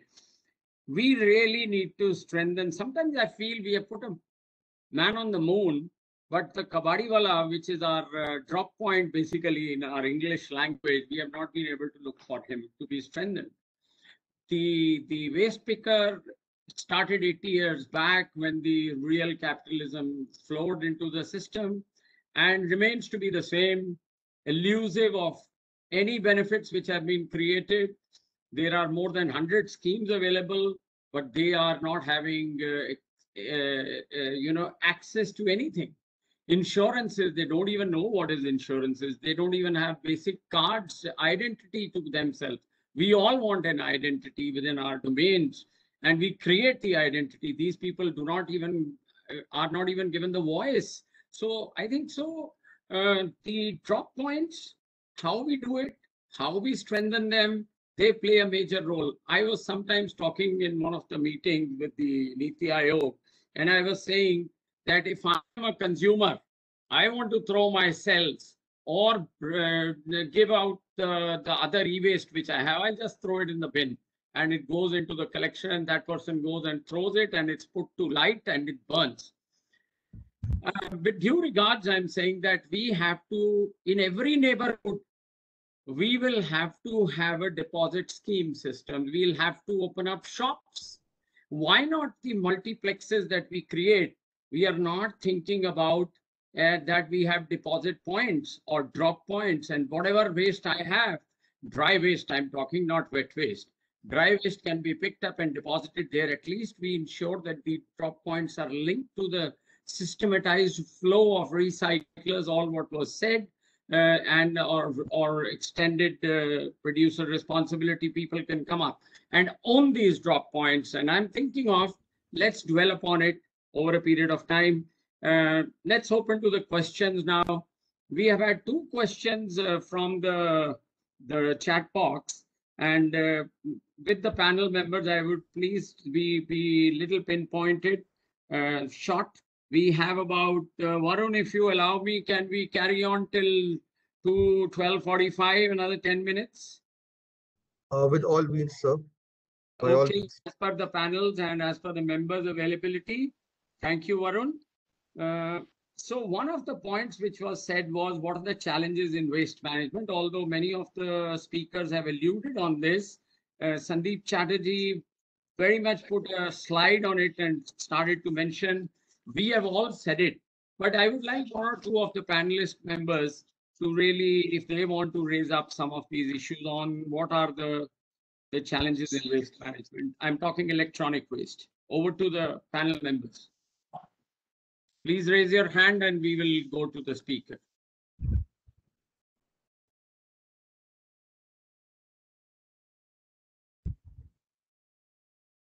I have deliberately not pointed. Yes, Dubey Saab, you want to say something? So like, as I was trying to say earlier as well in the previous remark, having say as an individual, as a citizen of the country, I'm not talking about institution and commercial establishment, because there is a process in place in terms of how the e-waste should be disposed over there. At least on paper it is there, and mostly it is followed. But from the individual level, I still, let's say, as you said, if I want to dispose of my e-waste, if I could even call some of those authorized recyclers, they're not that keen to come and collect it from my house, because it's not enough volume from them. So we have to have all those electronic shops which is there. They should have a proper drop off like it is there. Like most of these brands, like whether we have Dell or Sony or whatever brands are there, they do put together their resources together. And if you go to, for example, Best Buy or those shops in US, you will find a nice disposal where you can put all those your electronic waste. Yes, you don't get any money for that. One thing as a consumer, we have to realize, I think one of the panelists, one of the speaker was also talking about earlier, in most of the world, you have to pay waste disposal fee. We have a habit of expected, like we want some money from my dead cell phone, which is actually practically not possible for a proper recycler. Because they have to invest so much money in terms of getting the technology. They have to get patents. If they have to pay for those patents, they have to follow all the CPCB, SPCB rules. Unlike the informal crude way of recycling, recycling. So they are not in a position, at least the first several years, not in a even position to pay you anything. In fact, we are paying it directly or indirectly. If we don't manage the e-waste properly, we are paying to the doctors because Dr. our soil is Dubey, polluted. wonderful. Your point well taken. Responsible consumer is the forefront and responsible educative system. Any other panel member wants to address on challenges? Any other member? As far as yes, please. As far as Go Delhi ahead, is, sir. I'm Dr. Reddy. So as far as Delhi is concerned, there are a few PROs, producer responsible organizations. We have uploaded the details of these people on our website, DPC's website. If anybody individually, if they are having any type of e-waste, if you can call them and they'll come and pick it up. There is no issue in as far as Delhi is concerned, but long way to go. Thank you, Dr. Reddy. Thank you. I'm certainly going to get in touch before I go to Anand Kumarji. We will have to strengthen these drop points, sir. We will find ways to get these drop points done, and we will collect those drop points through the recyclers sponsored under the EPR by the various factors. Anand Kumarji, you wanted to say something.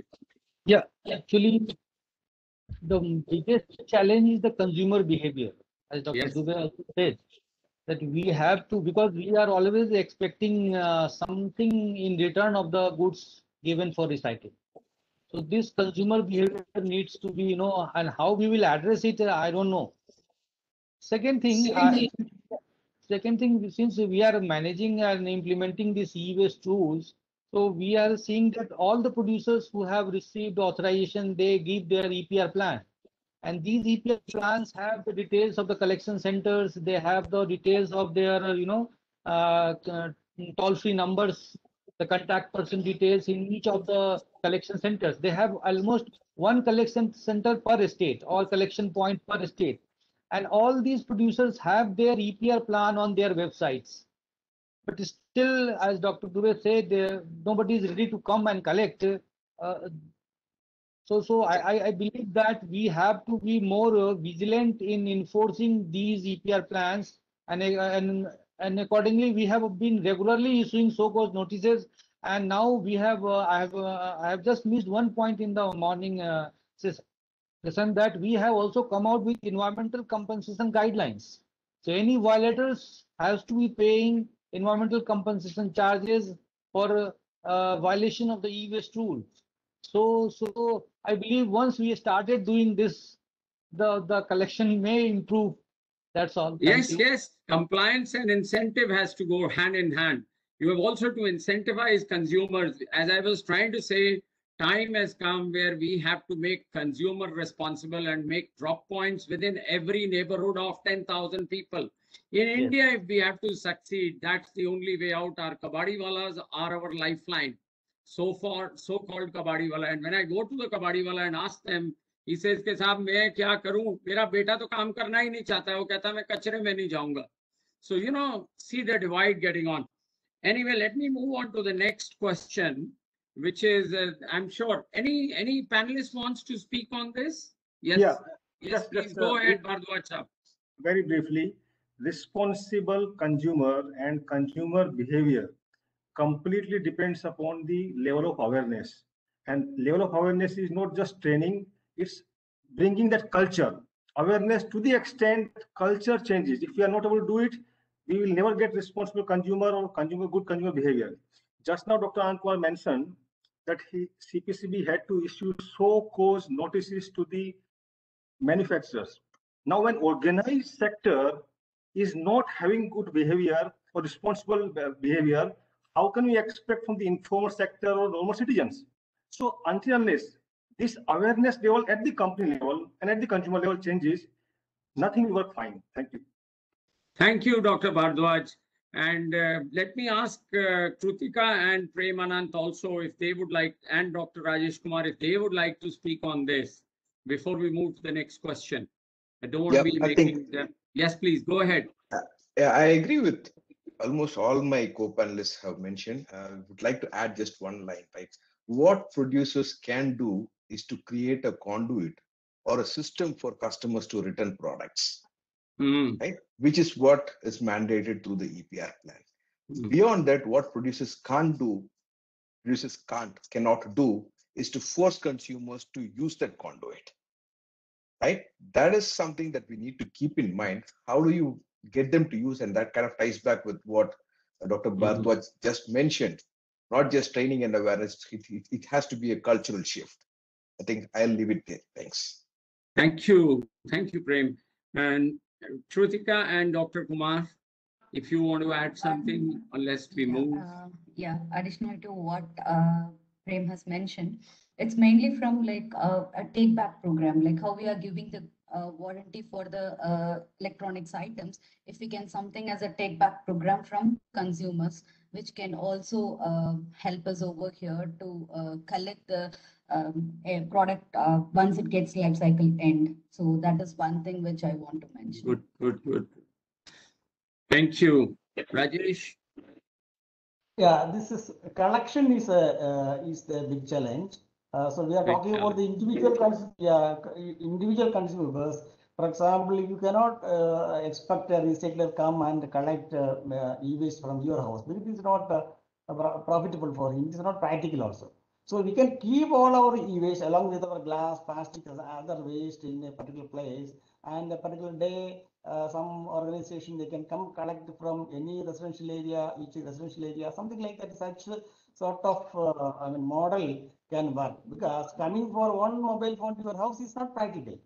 And we are talking about individual even you talk about the bulk consumers, they are auctioning the e-waste, and this recycling plant, these recyclers are competing each other. The amount they are quoting for the e-waste, it is very high. For recycling alone, they can come. They are just getting their money back only because of the refurbishing activity only.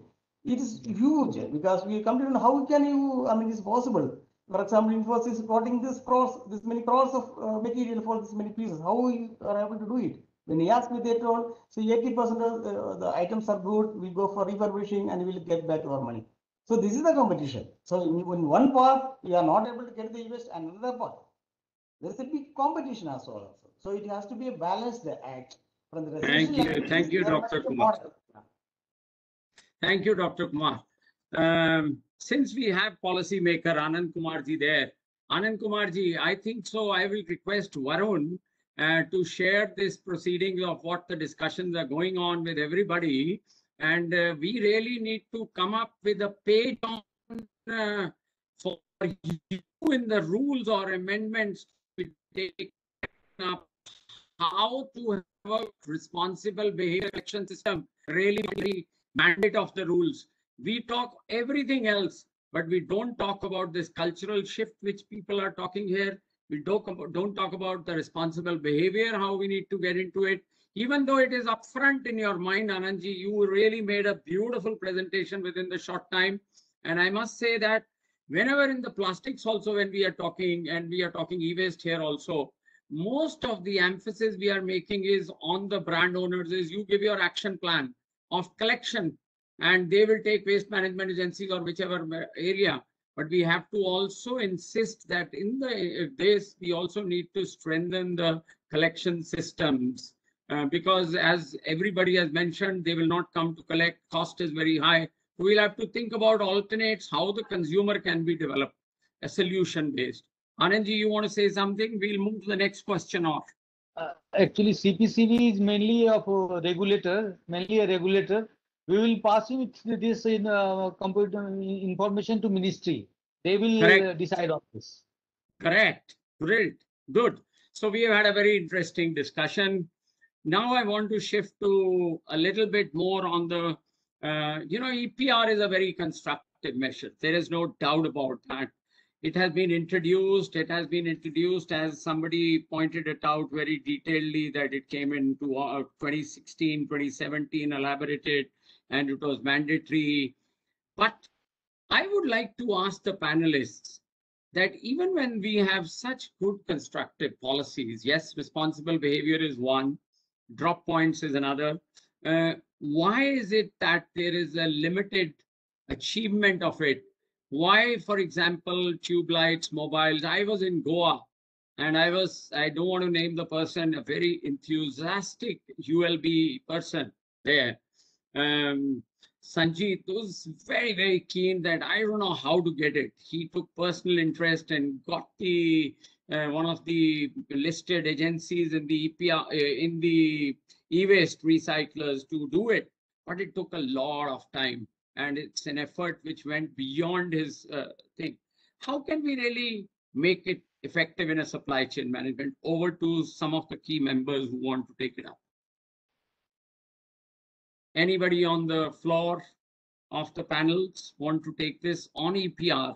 Any constructive solutions you have, how we can help the policymakers, the regulators to really make it happen? Dr. Sodhi, I would like to share one experience which we had. Please do. Please do. Actually, we heard that there is a collector in Bhopal. He basically has a progress from a simple kabadiwala to a big collector. Yes, I know who you are talking of. So we went to see his system and how he is doing it. And there he got support also from the urban local bodies and the development authorities there. So what we learned from there, and we are trying to implement this across the country. What is happening that why material is going to informal sector? We have to see this because they are paying more. And why they are paying more? Because they do not have any overheads and anything, and then they refurbish and sell it the equipment, so they get good price for it. But if we have a common facility where we encourage these informal people to come and get their equipment properly dismantled and recycled, and we also encourage producers because out of their EP budget, if they are able to fill the gap which he is demanding and which he is getting, so there is a gap always. That's why the material goes to the informal sector. So if that gap is being filled by producers, then I think the collection will increase. And one more thing, most of the brands have submitted their annual returns and we are examining it, and we are finding that they have completed their targets. The targets are at the level of 30% 2021. It was initially 40, has come down to 30% because of the COVID pandemic. So most of them have fulfilled their targets. And when they say they have fulfilled their targets, means the equipments have been collected and they have been given to the authorized dismantler, recycler, and believe that it has been properly dismantled and recycled. So that way, so the saying that the EPR is not going through properly or EPR is failing, it is very difficult for me to believe, because we have annual return from most of the producers who are the biggest brand owners. There may be some defaulters, which you will, after evaluating, you will be finding it out. But their annual return says that they are able to meet the 30% target. And the target is at the level of 30 to 40%, and we should not Point taken, entire quantity will be recycled at one go. It will take some time. Point taken. Any other panelists? Anandji, thank you so much, and the point is taken, and we'll run through it. Any other panelist who wants to add on to what? Yep, yes, sure. Please go ahead, Dr. Dubey. I think building upon. Sorry, Dr. Dubey, please go ahead. Yeah, you go ahead, then I'll say that. That's fine. Sorry, I missed out the right person because it's not showing everything there. Okay, then I'll just say that I just had a thought that, see, we are talking about these brand owners, kind of giving a lot of responsibility to them in terms of doing this waste management, part of the waste management. That is not their expertise.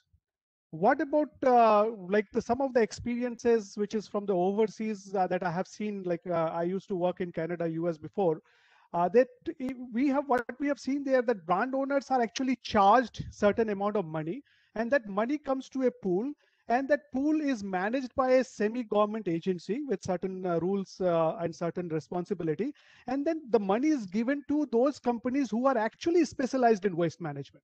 Because the waste management is also not a child's job. Unfortunately, in India, we think that garbage mein kya hai, koi bhi kar sakta hai. In fact, I call myself a garbologist. My PhD is on waste management. And मेरे दादाजी बोल रहे थे कि भाई क्या कर रहे हो आप अमेरिका जाने की जरूरत क्या है, यही बहुत कचरा है, यही पढ़ लो. So that was that kind of thing is there. So it is a specialized area. So we need a specialized company, especially when you talk about electronic waste, when you talk about MLP, for example, multi-layered plastic. So we not a Tom, Dick, and Harry can come and do it. So why not having that kind of gradually move towards that in a EPR concept where we take the money from these different companies, but let these specialized companies come in and do the job of then we'll have better precious metal recovery and although rather than sending those stuff overseas right now. In terms of e-waste recycling in India, most of the stuff we are doing is just the dismantling and just little bit of recovery here. Thank you so much. There was a gentleman who was wanting to speak, sir. I missed the name. Dr. Sodhi, I would like to add something. Okay, let's give the opportunity first to the gentleman who wanted to speak before Dr. Dubey. Yeah, I don't know why you're talking about. Yeah, Mr. right. Premanan Yeah, from so, Goel. yeah. Okay, please go ahead, Prem. Yeah, so the point that I wanted to make is when we keep saying about e-waste not getting collected, right? I think I put it the other way. E-waste gets collected, not just it gets counted, right? Where do you count or where do you calculate how much of e-waste gets recycled? That matters the most, right? Today, what CPCB may be looking at is what I as a brand or my my competition brands collect through their formal systems and report back to CPCB, right? What may not be visible or not, what is not counted is how much of volumes that the recyclers directly collect and what category and how do they report it. What is their reporting obligations on recyclers? What is the reporting obligation on dismantlers? And going by this common number of 5%, 10% flowing into the formal waste streams, the 90% of the volumes, when you start counting them, that will probably give you a very clear picture of how much of recycling is happening. Now, is that formal? Is that acceptable? That should be a second stage. I don't have to tighten the belt at the first stage itself with the informal system. We first need to start getting them report the volumes that they're doing. Just plain reporting. Don't have to put any obligations. Don't have to put any mandates. Just report. That will give us a better picture. Because again, the problem I know I'm repeating is it's not about collection, it's about counting, right? Getting them accounted into this entire system. That's the point. Yes, over. Thank you, Prem. Thank you very much. Kritika, do you have a point before I go to Anandji? I feel technology also plays a key role here, actually, like when we talk about counting what we collected. So whenever the waste pickers reaches out to an aggregator with whatever they have collected, they also look for some wages around and how what they will get out of it because they are paid very minimal on that part. That's why it goes to the informal sector mostly. So a solution over here, a kind of thing is we have a product called rural sourcing management, which we have kicked off for the farmers mainly to improvise their life. So maybe if we can bring in this for even for the collection of waste, that can also improve to reduce and also to bring into count of farmers. That was one point. Thank you. Anandji, I'm just going to come to you, but I think so technology-wise in plastics, particularly recycle waste out of Hyderabad, is setting up a lot of digital platforms where they are bringing the buyers and the sellers together and they are linking and they are ensuring that sort of traceability across the lines from the buyer to the seller, that is from the cradle to the grave. And I think so much of that needs to also come into what you are trying to say, Kritika, bringing the technology aspects and trying to link what the other speakers have said, Prem, K.D. Bharadwaj, Dr. Dubey, Rajesh, and it's good. Anandji, your final comment, quick one, sir. No. And we'll raise another question. I would like to first inform Dr. Dubey that most of the brand are not doing collections themselves. They have their professional agencies called producer responsible organizations, and they are managing their EPR through these PROs only. So but we are moving towards what you are saying, but we have not yet done that. But professional agencies are involved now for collection of e-waste. And sir, my final point for e-waste rule management is these rules are very nascent. They are only 4 or 5 years old in reality. So we have to give them some time to get stabilized, and we should not try to reach moon in very short span of time. So we have to give time to settle to EPR for settling. Thank you. That's all. Anandji, let me tell you one thing. Not even one person on this whole panel says that one of the best rules which you have brought out is congratulations to you and MOEF, CPCB and MOEF for bringing out. They are very well drafted. I said it in my opening remark, with very good responsibilities. These people are eluding out of practice certain thought processes, and we can flag those cross processes across into the actions. But wonderful, sir. We take your point. One thing which I was feeling that since the topic of waste is there, and Vindhya, do you want to say something? I just want to say thanks to the eminent speakers here. This is a phenomenal session, and we from ASSOCHAM radiate gratitude of abundance, and thank you so very much for the connecting with us. Don't close the session. We are going ahead with one more question. Wait for 5 minutes. Yeah. These of course, people are there. I just want to conclude and just giving the vote of thanks to all the speakers. That's the only thing from my side. I just want to say one thing. Don't go away. No, Yes. no, sir, I'm not going away. I just want to conclude, and I just want to put one thing. The greatest threat to our planet is the belief that someone else will save it. We are not giving efforts from our side as a being human beings. After this COVID, especially we are entering in 2021, if we have think something in a positive way, that if we are stop wasting things in a negative ways, we can recycle it in our own houses, then we can contribute to the world. And thank you so much for your nice and thoughtful learnings which we are learning. You can go ahead. We are going to come back to you. Thank you. You just wait. Okay. I want to the last question, and we are already over time, but looking into the enthusiasm trying to extract is one more issue. We have talked about circular economy instruments. Prem touched about that we have to go beyond the e-waste rules. We have to look into various other aspects. And there was another question which was from Kamal Kant, was on policies to minimization of waste. I think so. We'll club these two questions and we'll go for each one to comment. And this will be the last comment before really Vindhya takes over the floor to do her final thoughts, whatever she wants to say. I would like each speaker to talk about what are the instruments beyond in circular economy which you like to see emphasis going on to strengthen the value chain, the waste value chain or the supply chain management, technically less toxicity, and also building the financial systems of better disposal and incentives. Over to each one of you, please, for your final statements. Thank you. Anand, you come the last. Anand, you come the last. Yes, please.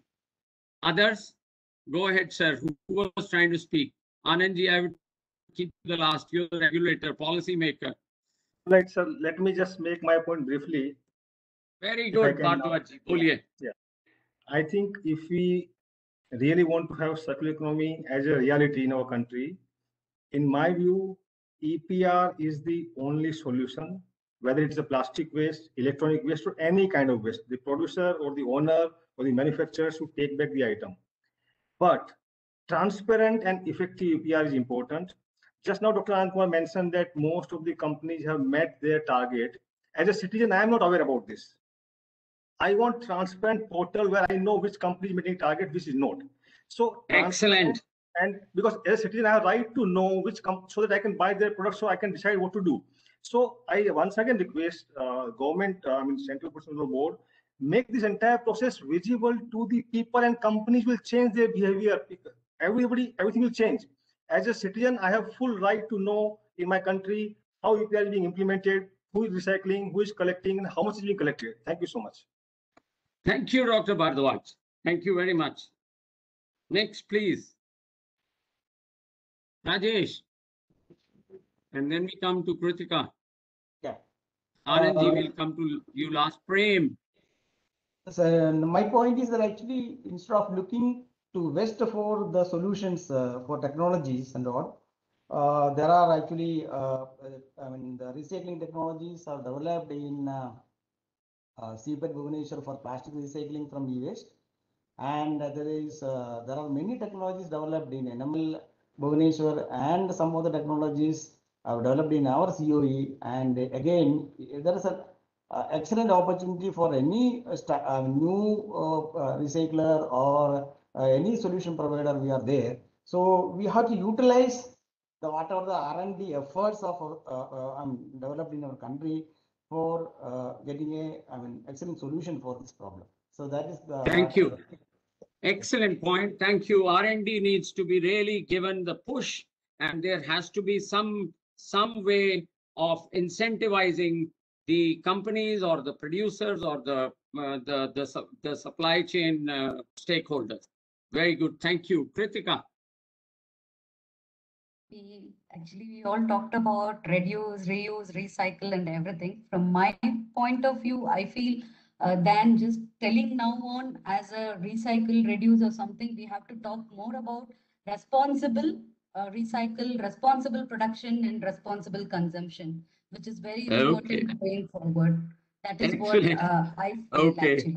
With a more sensitivity towards the gender balance, the women needs to be really protected to their rights and safety within the informal system. I have gone through it, I have seen through it, and we in UNDP in my previous job had developed a special program for them, how they can access to their rights, and simple things like insurances, like health cards, like enforcing the ULBs play a very, very important role, and enforcing the ULBs to get into the health care for these Safai Sathis, whom we call. Prem, to you, and then to Dr. Dubey, and then we'll go to Anandji. I hope I've not missed anybody. I think I like to leave a couple of points for people to take away. One is, producer is not a supernatural power, right? Brands are not supernatural powers. We are one among the stakeholders that work in this space. There are recyclers, dismantlers, formal, informal, government, civil societies, a lot of them, right? Every single part has to do its job to get to the goal, right? And producers alone can never deal with this. That's one thing I want to leave. The second one is, we talked about, or rather I showed some of the circular economy programs that we've done, right? What is most critical in that is seeing a business case, right? Seeing a business case to do something, right? Am I going to put money into it for the sake of doing it? Or does it make business sense to do that, right? If there is no business sense to do that, circular economy programs are not going to fly. These cannot be driven just by command and control or just by regulation. There has to be a business case to do that. I think I'll just leave with these 2 points. I think brilliant. And I alluded earlier also when you said that business cases which you run through. Thank you very much. Next, please. Dubey Saab. Yeah, so I'll just continue where Premji just left. So when we talk about this business case, we should also look at the environmental cost. It's not only the economic cost. Say if you don't manage the waste properly, electronic waste, you are going to contaminate soil, water, air, and there is a huge environmental cost associated with that. So we have to kind of allude to having this whole life cycle analysis, because when you talk about circular economy, you have to measure something, isn't it? Say there are different processes, different options. So we have to really find out which one is best for the environment, best for the planet. That's the whole goal. That's why we are here, to try to make it a better place to live for our future generation. So in that case, having that LCA kind of approach to any decision making, and having sound science behind policy. Many times the science does not, very sound science is not there in many of the policy making. If I can give some example, for example, when we say waste to energy is a solution for India's waste, I don't agree personally with that, although with all due respect to Niti Aayog, because say in Bengal or in Kerala, we have so much of rain with the garbage open up, there is hardly any calorific value. Similarly, like when you have to look at these in a for example, even the electric e-vehicle, when we are talking about, that's also will be kind of another big electronic waste coming in future decades. So with the current coal-based thermal power plant, with all the rare earth metal used in those electronic vehicles, we are just shifting the problem from the road to the power plant. We are not really solving the problem unless we go to renewables and all that. So having that whole life cycle perspective in the decision making, in the policy making, should be there. Thank you, Dr. Dubey. Bhardwaj, you want to speak, and then we pass it to Anandji, and then we close it. Sir, I already made my point. You already made. Yes. Thank you, Anandji. Over to you. I have 2 points to highlight. For circular economy to be successful for electronic equipments, we need to focus on recycling first. And we have to ensure that whatever has been collected should be properly recycled. And we have to regulate recyclers, for which we have already made a plan how to do that. And secondly, what will happen to the recycled products? The market for the recycled product also has to be looked at. So these 2 things I would like to mention before the... Thank you, Anandji. Thank you. I think you've got a lot of food for thought, and ASSOCHAM is going to put this all together and share it everywhere. I had one thought before I pass it on to Bindia. One thought is that the consumer, we want them to be a program. We really have to make them understand and create awareness to them. Many of you have said it. How to make the awareness, we will have to think for those solutions, how to make a consumer part of the whole program. I would like that the products which we are buying, if they can give on labeling that how much is the recycled or refurbished or whatever material has been used, then the person becomes sensitive to it. Okay, I am buying a product which has 20% of this. And definitely there will be proper standards and verifications to that, policies which needs to be linked. I think that's one issue which we really need to start thinking also, along with the points which have been made by each one of you and put together. I would say the last thing is that I've really enjoyed being a part of your team as a panel member. And thank you, ASSOCHAM and the chairs, for giving me the opportunity to be a part of this. Such beautiful. Over to the Varun and Mr. Agarwal and Bindia. Bindia wants to add anything? Yeah. I just want to speak. I really appreciate Dr. Dubey what they said. I was second on that. I just want to add one thing there, that we are using technology majorly in our lives, and while we are using phones in our life, we are clicking photographs and we are creating a lot of pictures that are also environmental issue. Like we are creating so many bulk of data, and then we are storing it somewhere, and how we are recollecting that, and how we are recycling that carbon footprints. That is one point I want to add here. And overall, this is a very interesting discussion, and it's a life-changing discussion actually. So I will take it further, and I'll pass on to Dr. Agarwal.